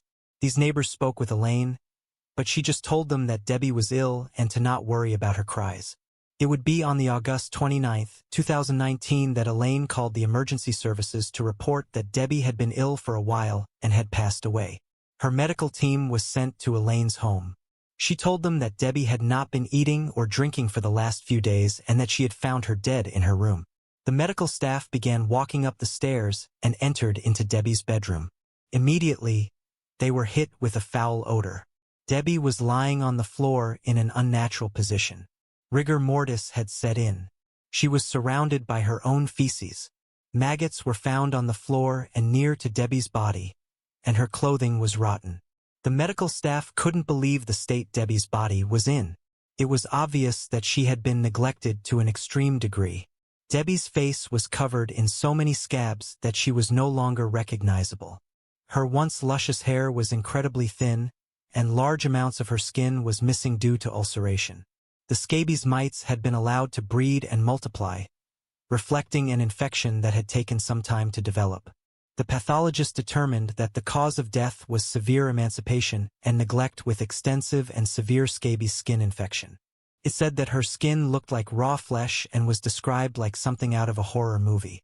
Those who conducted the autopsy said that as they cut away her clothing, bits of skin came away with it, as her flesh and clothing had fused together, and mites were found crawling all over her back. According to medical records, Debbie usually weighed around 10 stone, which is 140 pounds or 63 kilograms. At the time of her death, Debbie weighed just 3 stone and 10 pounds. This is 52 pounds or 23 kilograms. She was described as just skin and bone. Elaine was questioned by the police. She lied and told them that she had done everything she could for Debbie, but that she was ill and was refusing food. The police didn't buy a word of this. She was arrested and charged with manslaughter. Debbie's father, Tom, didn't find out right away about his daughter's death. Instead, he saw that she had died in a Facebook post. When he inquired further, he found out about the horrific way his daughter had died. Tom would later say that he was not allowed to give Debbie a decent burial. This was because Elaine was allowed to make arrangements. He told the media, "I managed to get half of her ashes and I buried her in a local church right next to my dad. At least I was able to do that for her." Tom went on to say, "Every time she saw me, her face lit up. All I can do now is try to remember the good times. But the good times have been mad forever by what happened." Before the trial, Elaine pleaded not guilty and tried to claim that she was innocent. There was overwhelming evidence that she had purposefully neglected Debbie and watched her slowly die in agonizing pain and misery, helpless to save herself. 10 days before the trial would take place, her lawyer urged her to change her plea to guilty. Realizing that this would give her a far more lenient sentence, she agreed. Elaine pleaded guilty. During the trial, Elaine spoke about her troubled upbringing as a means to justify her poor parenting skills and the neglect of Debbie. However, no real explanation was ever given. Elaine never gave a reason as to why she treated her own daughter in such a cruel way. When Elaine tried to pin all of her behavior on her upbringing, the judge told her that this does not offer an excuse for the way she allowed Debbie to die. Evidence was presented, which showed how Debbie's condition deteriorated over many months. They showed how Elaine prepared Debbie for the prearranged visits from the doctor and social workers so that she appeared to be in better condition than she actually was. There was plenty of opportunity for Debbie to be saved. But instead, Elaine tried her best to cover her tracks to allow her to continue to neglect Debbie. She obviously knew how to care for Debbie well enough to present her in an acceptable condition to the doctors. But once they left, she went right back to tormenting and torturing her daughter with neglect. The judge overseeing the case said, "You were her mother. She lived with you and you were also paid for her care. The failures in your care of Debbie were so grossly negligent as to be criminal. You may be in denial, but you cannot pretend that this is not true. The condition in which Debbie was found shows that not only did you not do your best, but that you must have done absolutely nothing to care for her in the last days of her life. Instead, you simply abandoned her to die alone, in pain, and without nourishment in the most awful of physical surroundings. The suffering she must have experienced is readily apparent to anyone who has seen the photographs and read the papers in this case." Elaine was found guilty of manslaughter and was sentenced to 9 years and 7 months. Following Elaine's incarceration, the Solicitor General called for her sentence to be reviewed, as she believed it to be far too lenient. However, those who investigated the appeal stated that Elaine's guilty plea, her lack of previous convictions, her own personal difficulties, and the demands placed on her by being the sole carer of 4 children with additional needs led them to believe that the sentence was fair. Backing up the judge by stating, "The judge in this case took the necessary care." Her sentence remarks were lengthy and detailed. She identified and considered all the relevant factors of this very serious case. There is no basis which this sentence can be classed as unduly lenient. The effect is that the sentence remains as before. And so, the appeal to lengthen her sentence was rejected, and it's likely that Elaine will only serve a fraction of her sentence. This case takes place in the United States of America on New Year's Eve 2014. Christian Gomez was a 23-year-old man who lived in Oldsmar, Florida with his mother, 48-year-old Maria. In his younger years, Christian was described as being polite, caring, and kind. Although, when he turned 18, his behavior began to change rapidly. He began to isolate himself and displayed some worrying behavior. He lost his job, stopped taking care of his hygiene, but what was most concerning was that his family would often find him standing outside in the garden talking to himself. He then all of a sudden began acting inappropriately towards his younger teenage sister and would make advances towards her. He did this so often that Maria would no longer allow Christian to be home alone with his sister. Not surprisingly, his sister no longer felt safe at home, so she decided to live with other relatives. From February 2009, Christian was arrested 3 times, twice for resisting an officer without violence and once for disorderly conduct. Worried for her son, Maria took him to a psychiatrist and had his mental health evaluated. Christian was diagnosed with depression, bipolar disorder, and schizophrenia. Christine was prescribed a number of pills to treat his issues. However, he would often refuse to take them, causing his mental health to spiral further. Christine would spend the vast majority of his time in his room, isolating himself from his family and former friends. His family would also find him sitting in the garden with his Bible, talking to the stars. To keep his behavior under control, Maria would have to sneak his medication into his food and drinks. This was the only way she would be able to get him to take it. Although, despite Christian taking the medication, his behavior was still not under control. Maria took Christian to various mental health professionals. All they would do would offer different combinations of pills at different doses. Maria tried her best to get him put into some kind of facility where he could be treated for his issues with people who would be able to care for him properly. Maria was able to get Christian a therapist. Christian told this therapist that he was paranoid his family were watching him through the television, and that at night, he would hear voices talking to him coming from under his bed. He would often struggle to sleep as he had to flip the mattress multiple times a night to see who was underneath. He also mentioned that he felt like he was a burden to his family, especially his mother. Maria did everything she could for Christian. She would leave work early to take him to his mental health appointments and would pay for all of his medication. Her dedication to Christian resulted in her losing her job. However, she held on to the hope that one day, she would be able to get Christian the help he needed to make him better again. Even though Maria did have hope, she was somewhat scared of Christian. Due to hearing voices under his bed, Christian would often sit in the living room during the night in total darkness. Just in case he became violent, Maria would sleep with a knife underneath her pillow. And now we arrive at New Year's Eve of 2014. Christian also has an older brother named Mario. At this time, Mario was 27 years old and had moved out, but he was home for the festive period. Around this time, Christian had spiraled even further. He was isolating himself more and more, and spent most of the festive period in his room alone. Christian's sister Maria was also visiting for New Year's. At this point, she was 16 years old. Later on in the evening, Maria cooked a meal for Christian, Mario, and Maria, and the four of them dined together. Shortly after the meal, Maria dropped her daughter off at work, leaving Christian and Mario alone in the house together. Maria then returned home shortly after and began moving boxes from their garage into the attic. For the past few days, Maria had needed help carrying some of these boxes. She had asked Christian for help numerous times. However, he always refused. That was until this day, New Year's Eve. Mario would later say that he was sitting in the living room reading a book, when Christine approached him without saying a word and just sat and watched him. After a few minutes passed, Maria came into the room.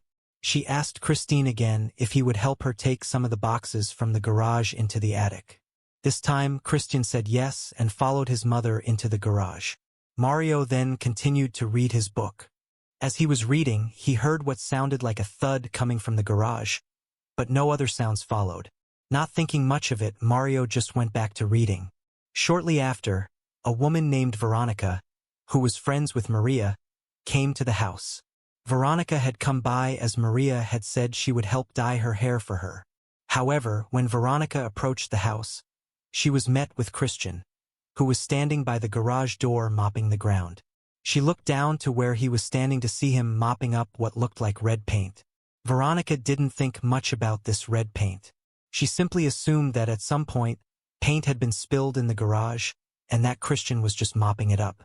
Veronica spoke with Christian, but noticed that he was behaving very strangely.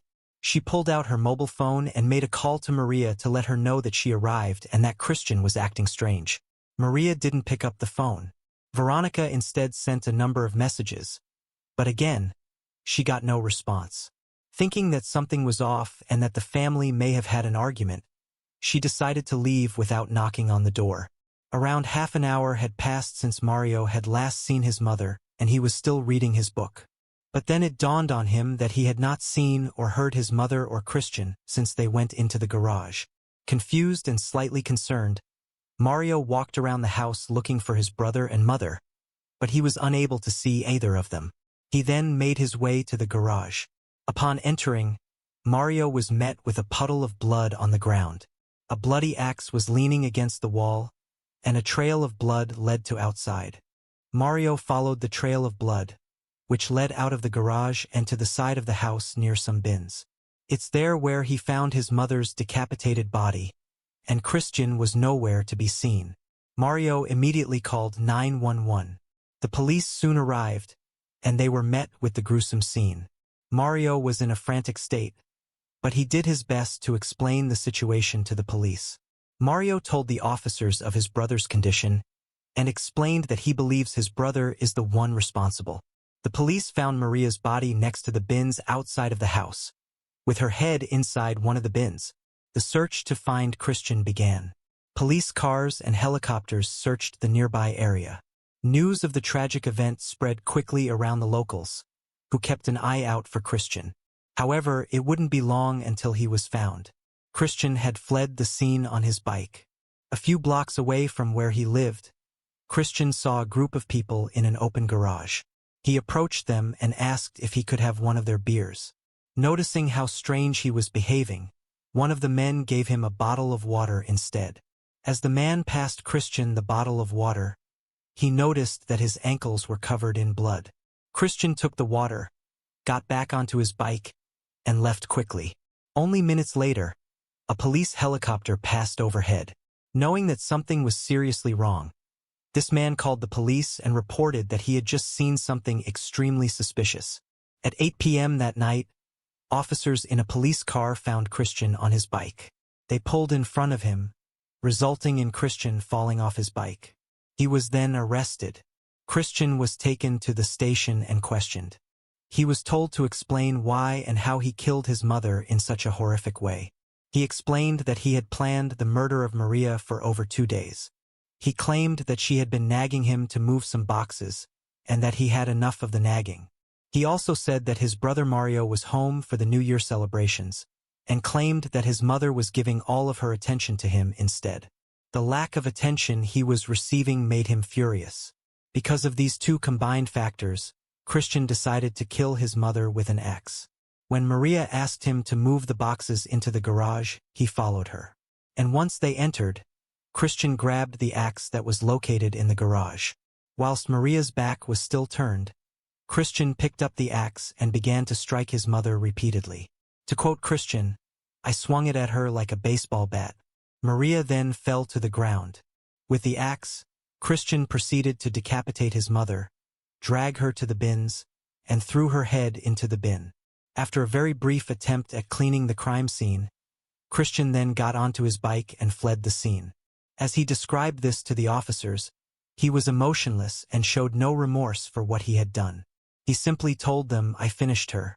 The sheriff spoke with the media and said, in a very calm, cool way, Christian explained what he did, why he did it, and what happened.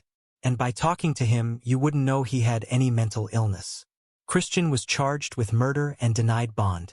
As Christian had been diagnosed with schizophrenia and had also been Baker acted in 2013, his mental health was further evaluated.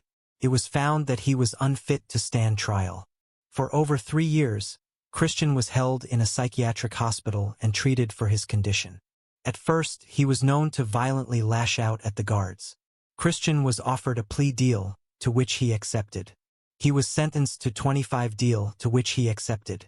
He was sentenced to 25 years, followed by 10 years of probation and further treatment. Maria's family believed that the state's mental health system failed her. They said it was next to impossible to find any help when their family needed it the most, and mentioned how incarceration was instant following Maria's murder. They made the point that Christian's mental state would have inevitably led him to being incarcerated, either innocently for his safety and for the safety of others, or because he committed a horrific crime. Surely a preemptive measure would have been better than a woman losing her life. Maria's daughter said, "My mum loved Christian. She would do anything to protect him, but nobody could ever help us. She went to therapists, psychiatrists, and counselors. Every time something else happened, they would say up his dose of medication. They didn't take the time to look at Christian and figure out what was really wrong with him." Maria's brother also made a statement. He said, "What happens after he's released? Where is he going to go? His sister is afraid of him, and I mean terrified. Not only did he kill her mum, but he wanted to make her his woman. Nobody just kills their mum and takes her head. This was different. This was evil." This case takes place in Liverpool, England on the November 13, 1999. Michael Moss was a 15-year-old who lived in Liverpool. He was born in 1983, and it's reported that growing up, Michael wasn't a very academic person. He was, however, very mechanically minded. His mother would later reminisce about the times early in his life where he would dismantle a bicycle completely and then put it back together again just for the fun of it. As he got older, Michael developed a keen interest for motorbikes and became very passionate.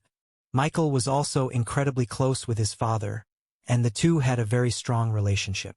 However, his father tragically suffered a brain hemorrhage, and Michael was only 11 when this happened. His father was rushed to hospital and managed to make some improvements, although the damage to his brain changed him a great deal. Before the brain hemorrhage, he was described as a good man. But after, he became more aggressive. A brain injury can actually greatly change a person's behavior. And when Michael and his mother visited his father in hospital, he would often lose his cool. He would swear and even spit at Michael and his mother. Seeing this drastic change and seeing his father deteriorate deeply affected young Michael. His grief would only grow when his father sadly passed away following the brain hemorrhage. He was never able to leave the hospital. After seeing his father's passing, Michael's behavior began to change. His father's death took a great toll on his mental health. At school, he became too much for the faculty to handle, and he was subsequently expelled. After being expelled, Michael was placed into a pupil referral unit. This educational unit was called Pinefields and was set up for children with learning and behavioral needs. However, Michael's behavior was still a big issue. Michael's mother, Liz, was still grieving from the loss of her husband and was now struggling to deal with Michael's behavior. As a result of this, social workers suggested to Liz that Michael should move into a children's home. This was done so Liz could have a break. And so that's what happened. In 1999, Michael moved into the children's home. At this time, he was aged 15. This unit was set up in a way where Michael would be free to leave at any time. This included going to visit his mother or even going out at the dead of night. Michael had settled in well at the pupil referral unit, but also attending this unit were 15-year-olds, Alan Bentley and Mark McKeefray. Both Alan and Mark were friends and had been expelled from their previous school. The two were the school bullies and had badly beaten up another pupil, causing him serious injury. And because of this, they too were sent to the unit. Despite being the school bullies, the two had never committed any serious crimes outside of school, and neither had a criminal record. However, Mark and Alan continued to bully pupils at this referral unit too. Michael decided to keep his distance, but he still remained friendly with them. Another pupil then joined this unit, 16-year-old Graham Neary. Graham quickly became friends with Alan and Mark. Alan also had a girlfriend, but in October of 1999, she ended their relationship to be with Michael. This greatly angered Alan. He would often tell his friends that he wanted to stomp all over Michael's head and kill him. Alan, however, did not act right away. Instead, he thought of ways to get back at Michael. On the November 12, 1999, Alan had his friends over at his house to celebrate his birthday. These friends included Mark McKeefray, Graham Neary, and another friend named Neil Breslin. The four watched the movie Reservoir Dogs, shared a bottle of vodka and some cider, and all of them became somewhat intoxicated. Whilst they were all drinking, Alan brought up the situation with his ex and Michael, and began talking like he usually would, stating that he wanted nothing more than to beat Michael up for taking his girlfriend away from him.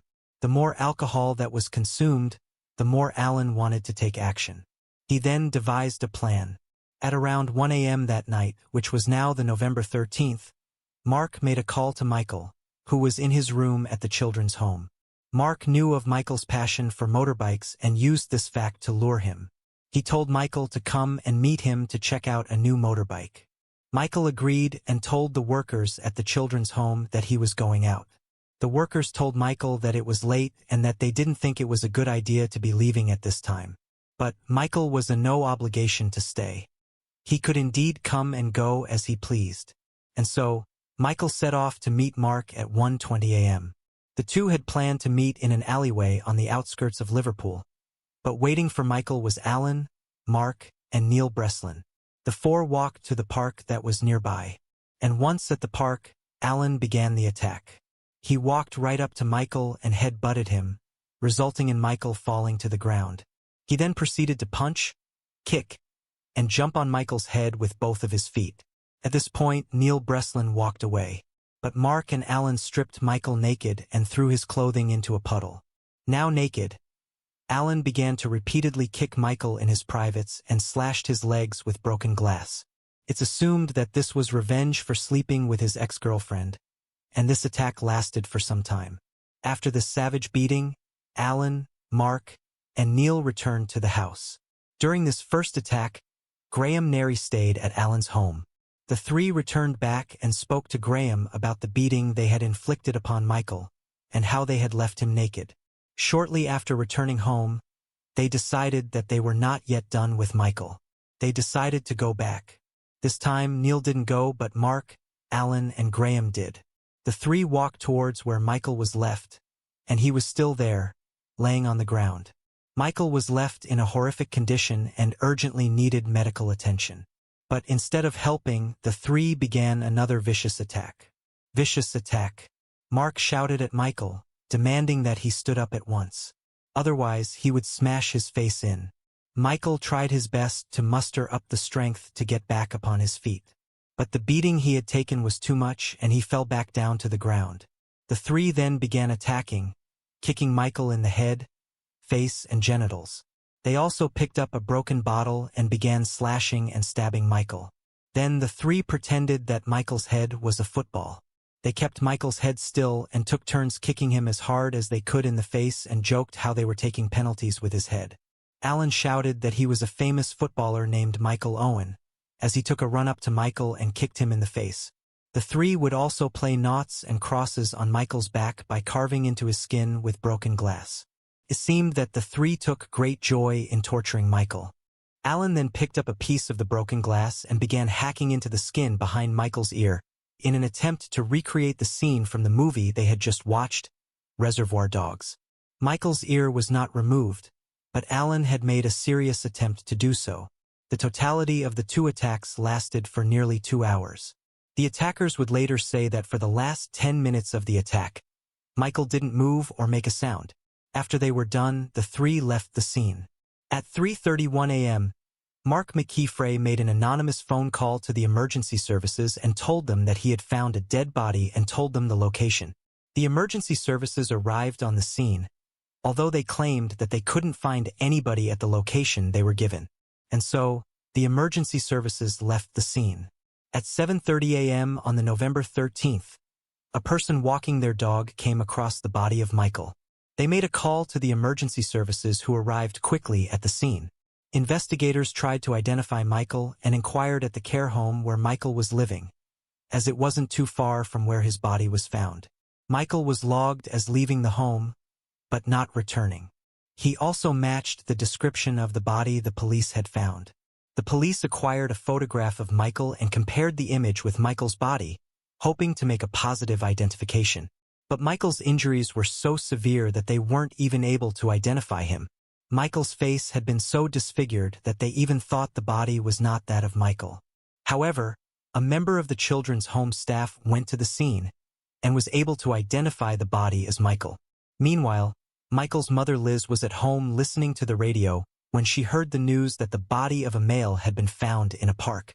And then she noticed police cars pull up outside her home. Liz knew instantly why the police were there. They told her the devastating news that Michael had been killed in a horrific attack. Shortly after the discovery of Michael's body, Graham, accompanied with his mother, came into the police station to confess. Graham claimed to have felt a great deal of remorse for what had happened to Michael. He told the police what had happened and named Alan Bentley, Neil Breslin, and Mark McKeefray. Graham said that he did take part in the attack, but claimed that he only participated because he was scared that if he didn't, Alan and Mark would attack him too. He spoke to the police about how he kicked Michael in the face, not because he wanted to, but because he was filled with fear. Both Mark and Alan were arrested. It's reported that Graham did actually show signs of genuine remorse. He spoke to the police and answered every question they asked. Both Mark and Alan, however, denied even taking part in the murder. And tragically, because they refused to confess, this meant that DNA evidence had to be uncovered to build up a strong enough case against the two to make sure they were convicted. This meant that Michael's body was sent away for 5 postmortems, something that deeply affected his mother, Liz. Whilst the 4 were in custody, the police searched their homes. Inside Alan's home, they found a comic strip. The comic strip had been drawn by Alan, and it featured himself and Michael, and illustrated the murder in great detail. Michael's postmortems showed that his injuries were just beyond horrific. Both of his cheekbones had been fractured with complete separation of the nose from the facial skeleton, and fractures extending to both eye sockets. Michael had 10 broken ribs and a broken neck. There were 10 separate areas of bruising to the face and head and 50 to the body. Michael's body had 48 separate cuts from the glass and a deep gash to the back of his ear. Individually, the slashes and cuts were not deep enough to kill Michael, but the sheer amount of them caused significant blood loss. It was determined that Michael had passed away during the second attack from a broken neck. The attackers had continued to stomp and slash Michael's body even after he died. At the crime scene, the police had found the broken bottle and glass that was used on Michael. On this glass, they found fingerprints that matched with Alan, Mark, and Graham. Because the boys had stomped on Michael, they left trainer imprints on his body. These imprints were cross-referenced with their trainers, which brought up a positive result. Along with other pieces of forensic evidence, the police had enough to charge Alan, Mark, and Graham with murder, and the trial would begin in February. Before the trial, Neil accepted a guilty plea of violent disorder in regards to the first attack which he was present at, and he was not charged with murder due to him not being present in the second attack.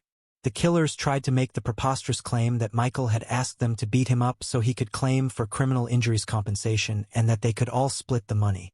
This claim was dismissed as nonsense, and the evidence found against the 3 was overwhelming. Mark, Alan, and Graham were all found guilty of murder. It said that during the trial, Graham showed signs of remorse. Mark and Alan, however, did not. Both Mark and Alan were sentenced to a minimum term of 10 years in prison, whilst Graham was sentenced to 9 years. All 3 have since been released. I'm unaware if any of them have been arrested for other crimes. I did, however, find that Neil Breslin has been convicted for other crimes. In one of these instances, Neil, along with an accomplice, tried to rob a family at knife point in their home during the night. The home belonged to an 80-year-old woman named Winfred and her 82-year-old husband. On this night, their son was also staying with them and was sleeping on the couch.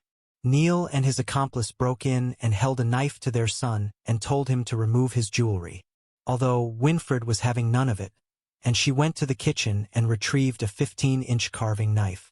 It is genuinely reported that Winfred said to Neil, who was holding a 10-inch blade, "You call that a knife?" and pointed the knife at his stomach. Neil, along with his accomplice, fled from the scene. Winfred would later say, "I managed to jam the second man's foot in the door, and I threatened to put the knife through his foot. But he struggled and got away." Neil was sentenced for this crime in February 2006, and following his release, he was convicted again for smashing his girlfriend's window. The case of Michael Moss has been dubbed the Reservoir Dogs murder due to the influences the film played in the attack. It's important to say, however, that although the movie inspired some of the graphic things done to Michael, there is no link between violent movies and crime. Michael's mother, Liz, has 2 other children, and she is a grandmother. She has stated that she loves being a grandmother, but also longs for the day that she can once again be with her son.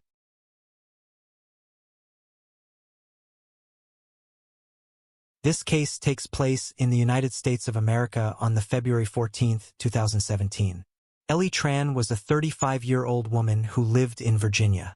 She was a mother of 1 and was described as a wonderful and caring mother. Ellie had a boyfriend, a man named Joseph Vincent Molino III, who was the father of her child. Shortly after becoming pregnant with their child, Ellie told her family, who lived in Vietnam. She was a rather culturally traditional woman and wanted her parents to play a major role in her child's life, so she invited her parents to come to America and to live with her and Joseph. Joseph, however, was not so keen on this idea and made his opinions very clear. After the child was born, Joseph became incredibly controlling. Ellie's friends would later say that the couple constantly argued, especially about the living arrangements. In July of 2016, Ellie pressed charges against Joseph after he attacked her in front of their 2-year-old daughter. In the criminal complaint that was filed by Ellie, she said, "My boyfriend scared me. He told me he will put me under the ground behind the house." She also wrote about the attack, stating that Joseph had grabbed her by the neck, restrained her arms and feet, and hung her upside down with her head almost touching the ground. After describing the attack, Elle said, "He did that to me several times in front of my daughter. My daughter was so scared, and she cried and screamed." The two ended their relationship, and Ellie found a place to live with her parents and daughter. Now a single mother, Ellie began working as many hours as possible to support her daughter and parents who were looking after the child while she worked. However, due to what Joseph had done, Ellie became worried that he may come for her. One of Ellie's friends would later say that she would struggle to sleep due to the fear that Joseph may attack her in the night. Due to the breakup, a nasty custody battle ensued. Whilst Ellie would work, Joseph made several attempts to break into her new home. This resulted in Ellie having to install a number of CCTV cameras to deter him from doing so. On the December 4th at around 7 p.m., Ellie was leaving work. She got into her car and prepared to set off. But just as she did, a person backed into her car. This person then exited their vehicle, threw some kind of liquid at her, and fled. Thankfully, Eli had turned her head away at the right time. The liquid that had been thrown was acid and had begun to destroy her hair. Eli was taken to hospital, and she was not seriously harmed. The person who had done this was dressed in women's clothing and was wearing a wig. Ellie believed that this person was Joseph and had used a disguise. Eventually, Joseph found a new girlfriend. On a trip to China, Joseph met a woman and the two began a relationship. Despite this, his stalking of Ellie didn't stop, and he continued to harass her. On the February 14, 2017, Ellie finished work, got into her car, and drove to her home in Virginia Beach. CCTV footage, which was later recovered, showed her pulling up outside her house. Ellie exited her vehicle and began walking towards her door. But hidden and waiting for her to come home was Joseph. As Ellie walked towards her door, Joseph emerged from his hiding spot, ran towards Ellie, and plunged a needle into her skin. The needle was filled with cyanide. After injecting, Ellie began to scream for help. Her mother came out to help her and called the emergency services. When she came outside to assist her daughter, she looked across the street and saw who she believed to be Joseph. Ellie told the emergency services on the phone that Joseph was responsible. Within minutes of being injected by the deadly poison, Ellie lost consciousness. The paramedics soon arrived on the scene, and Ellie was rushed to hospital.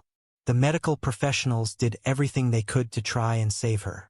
But tragically, she was pronounced dead the following day. Her cause of death was ruled as cyanide poisoning. The police began to work right away to find who had done this.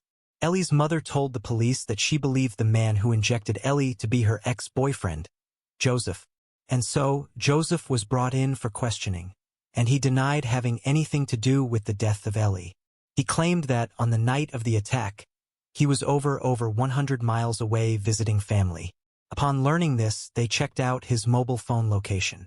His mobile phone record showed that his phone had pinged to a tower in Victoria like he stated. However, no calls or messages were sent from the device, suggesting that he may have thought of this and left his mobile phone at this location in order to have some kind of alibi. The amount of time the phone was unused was enough time to carry out the attack. It wasn't clear if Joseph was the person in the footage. So one of the first things that the police looked at was his computer. Upon searching his devices, investigators found a number of sinister Google searches. They found all kinds of questions about cyanide, the poison that had killed Eli. How to get cyanide, how long does it take to kill, and what happens when it is injected were all searched on his device. When searching his purchase history, the police found that Joseph had bought an antique stainless steel syringe from Etsy for $68 and had it shipped to a different address. This address was a restaurant that Joseph was known to frequent. They also found that he had booked flights to China. With this evidence, Joseph was charged with the murder of Eli. 2 months before the trial began, Joseph waged a hunger strike, which resulted in him losing over 40 pounds. The trial began in 2018. The prosecution asked Joseph, "Did you kill Eli?"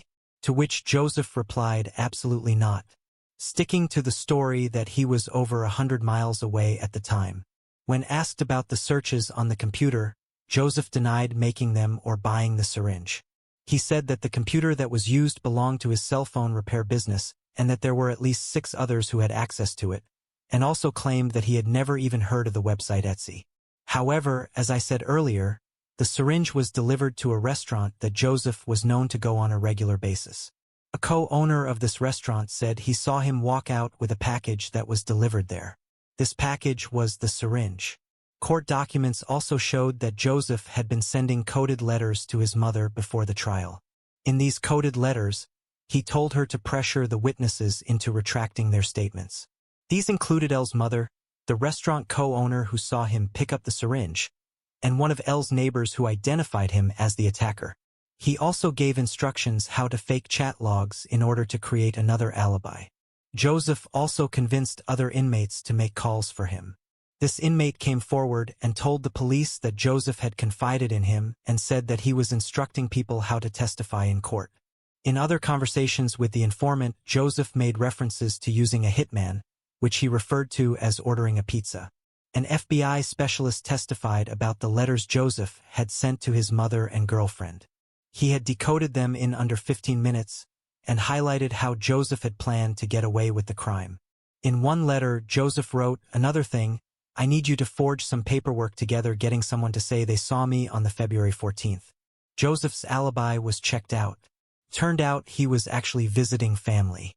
However, they could only account for seeing him on the morning and later on at night when he had supposedly finished work. Ellie's mother cried hysterically as the footage of Ellie's ambush was played for the jury. Following the footage being played, she testified that Joseph was the one responsible. It took jurors just 15 minutes to determine that Joseph was guilty. When it came time for Joseph to be sentenced, he was wheeled into court in an upright wheelchair, covered in a blanket. He was foaming at the mouth, rocking from side to side, and was unresponsive. It said that he was suffering from a condition brought on by extreme stress. Joseph was sentenced to life in prison and was fined $100,000. Early's family have said that one of the most difficult parts has been trying to answer the questions posted by Early's now 3.5-year-old daughter Jolie. Jolie witnessed her mother after the attack as she lay on the floor of her home in extreme pain. Early's sister said, "I feel heartbroken. I don't know how to answer her when she asks where her mom is. I told her that her mother is now in the sky." She went on to say that on one occasion she took Jolie to the park, but the young girl kept looking around. She said that she was looking around for her mother, waiting for her to come to the park.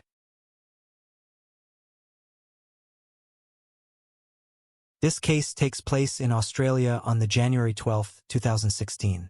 Karen Chikuti was a 49-year-old woman who lived in Worley, Victoria. She was a mother of 2 and worked as a manager at the nearby city council. Karen was described as popular in her local community. Those who knew her thought very highly of her. On the January 12, 2016, Karen attended a local pub. She left this pub at around 7:20 p.m. Karen was divorced. She and her ex-husband had a good relationship after the divorce. The situation was described as amicable. And at this time, her 2 teenagers were staying at their father's house for the week. So she made her way home to an empty house. But this would be the last time that she was ever seen alive. Karen never showed up to work the following day. According to those who knew her, this was very out of character for her to do. Concern grew as more time passed with Karen still not showing up or responding to calls. Worley is a town 200 kilometers away from Melbourne and at the time had a population of around 360 people. With it being such a small community, the news traveled fast. And with Karen being highly respected, pretty much everyone shared the concern. The police were notified and a search was soon underway to help locate Karen. When the police went to her house, the lights had been left on and her bag and purse had been left at home. But her mobile phone was missing. But very soon after Karen's disappearance, her neighbor, Michael Cardamone, came forward to the police and told them that he had seen Karen on the January 12th at around 9 p.m. Michael had a disgusting past and had recently been released from prison in 2015.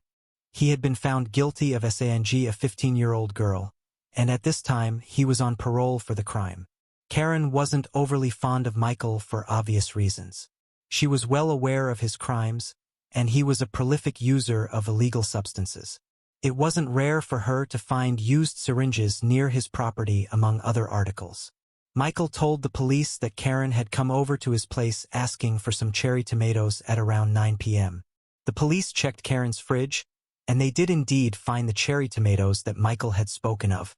Of course, the police began looking at those close to Karen. One suspect was her ex-husband, but it soon became clear to investigators that he played no part in her disappearance. The other suspect that the investigators believed could be responsible was Michael due to his strange story about Karen needing tomatoes so late at night. It was on the January 14th that evidence pointing to something sinister came to light. Her burnt-out cow was found 20 kilometers away from where she lived. An urgent search is underway after the suspicious disappearance of a mother of two in Victoria's northeast. Grave fears are held after her car was found burnt out. Crime reporter Alexis Daesh. A mother missing, her car incinerated, and her mobile phone nowhere to be found. I strongly suspect that there is someone or some others involved in this disappearance. Karen Chakudi is a mother to two teenage children and a hard-working manager at the Wangaratta Council. When she didn't turn up to work, colleagues knew something was wrong. At 5:30 p.m., she headed to her local pub just down the road from her home. She went on her own, staying until 7:30 p.m. It's the last confirmed sighting in what's now a suspicious missing persons case. On the 16th, for days after the disappearance of Karen, Michael contacted his solicitor and told them that he had been kidnapped. However, Michael was located and arrested in Ringwood, a suburb of Melbourne, on the January 17th. He told the police that he had been kidnapped by a Lebanese gang who had been targeting him and Karen. He claimed that this gang had made a number of phone calls to him stating that they would hurt him and his family, and was adamant that this gang was responsible for the disappearance of Karen. The story that Michael had told the police seemed to be too far-fetched. They didn't believe a word he was saying. Michael then told them that the kidnappers had told him where they had buried her body, but threatened him at gunpoint not to say anything about the killing. Michael then led the police on a search for Karen's body, using the directions he claimed the killers had given to him. On the January 18th, Karen's body was found off a track down Coppers Creek Road, and her body was in a truly horrific state. She had been badly beaten, her body had been run over, and she had been set on fire. An autopsy was conducted on her body. This revealed even further horror. As well as being burned alive and horrifically beaten, Karen had also been injected with amphetamines and battery acid. And once she had been killed, her body had been run over with a large vehicle. On the January 19th, Michael was charged with the murder of Karen. Since the police didn't believe Michael's first story, he decided to come up with another tall tale.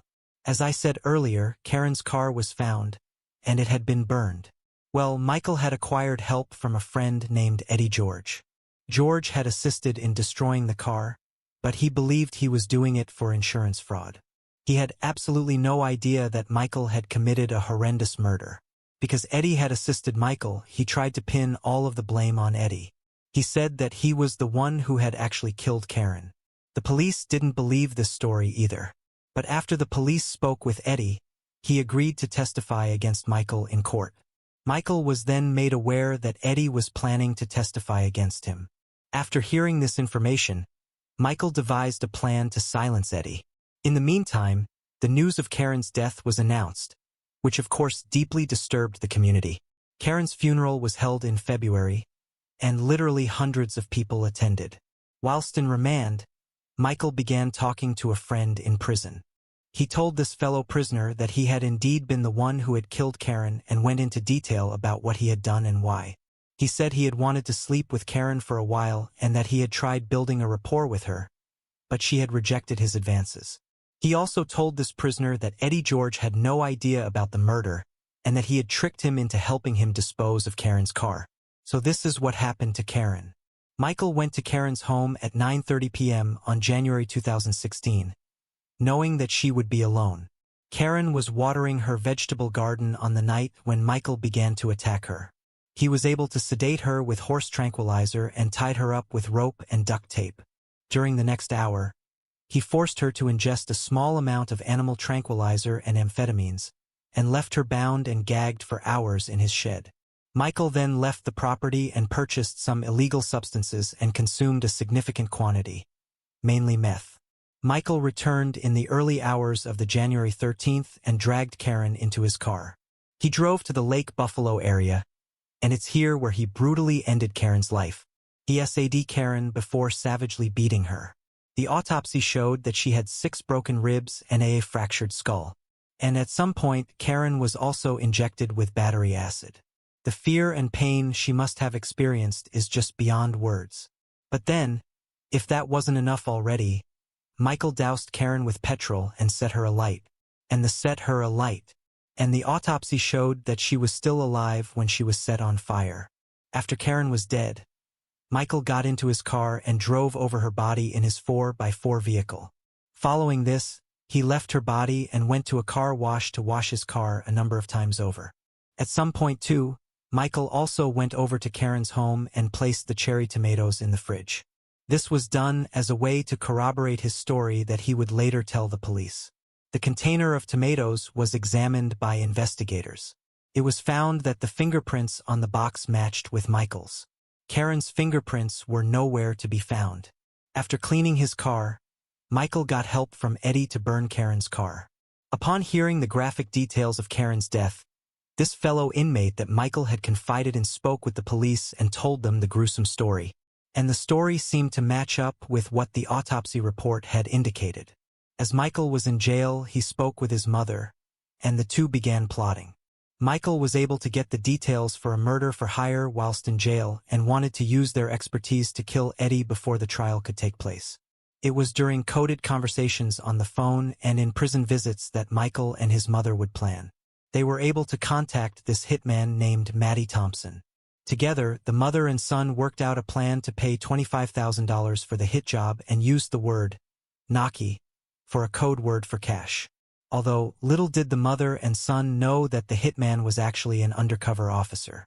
On the March 23, 2016, Michael's mother, Maria, handed a package with $9,000 cash to another covert operative. Michael and his mother had instructed this hitman to make it look like Eddie had taken his own life. He was told to force Eddie to create a false confession letter for the police to find, and that this letter should contain an admission of guilt that he killed Karen and that Michael had nothing to do with it. 6 days later, the undercover officer told them that the job had been done. Michael told Matty Thompson to show his mother a photograph of the body as proof that Eddie had actually been killed in the way he specified. The undercover officer then asked Michael if his mother would be able to handle seeing a photograph of a dead body. Michael replied and said that she would be absolutely fine. 2 months later, Maria was also arrested. She was charged with perverting the course of justice. Michael was also charged with the attempted murder of Eddie George. Shortly after his mother was arrested, Michael pleaded guilty to the murder of Karen. However, this was not a sign of remorse. It's believed that Michael only changed his plea to guilty to secure his mother's release. It was motivated by self-interest. The trial would begin in February 2009. Account of what happened shocked even the most seasoned officers and law officials. The judge overseeing the case stated that they had never come across a case so twisted. It said that Michael showed no signs of remorse for what he did, and this didn't go unnoticed by the judge. The prosecution stated that the crime was so cruel and so horrific that a step towards mercy or parole was too much, and that he should serve the rest of his life behind bars with no chance of parole. The judge said, "I have never declined to fix a minimum term, but this is a shocking case." The judge added that he was troubled by the fact that Michael had not provided an official reason as to why he killed Karen, nor had he shown any remorse. The prosecutor told the judge, "This crime falls into the worst category," and highlighted how Michael's chances for rehabilitation are virtually non-existent. Michael was sentenced to life in prison without the possibility of parole. The sentence handed down by the judge in August of 2017 was a landmark decision in the state of Victoria. Never before had a murderer who pleaded guilty and did not have any prior convictions for murder been denied the chance of parole. Michael's mother, Maria, who was 78 at the time, was sentenced to the 141 days that she had already served in jail since her arrest. The judge ruled that she was just another victim of his manipulation. Michael's lawyer claimed that the sentence was excessive and has since tried to appeal his sentence. Thankfully, however, Michael has been told that he has no right to appeal his sentence, and the Court of Appeal judges labeled him an unfeeling sociopath. The case of Karen is one of the cruelest I have ever come across, and it is regarded as one of Australia's most gruesome and disturbing. The fact that Michael got life in prison without the possibility of parole in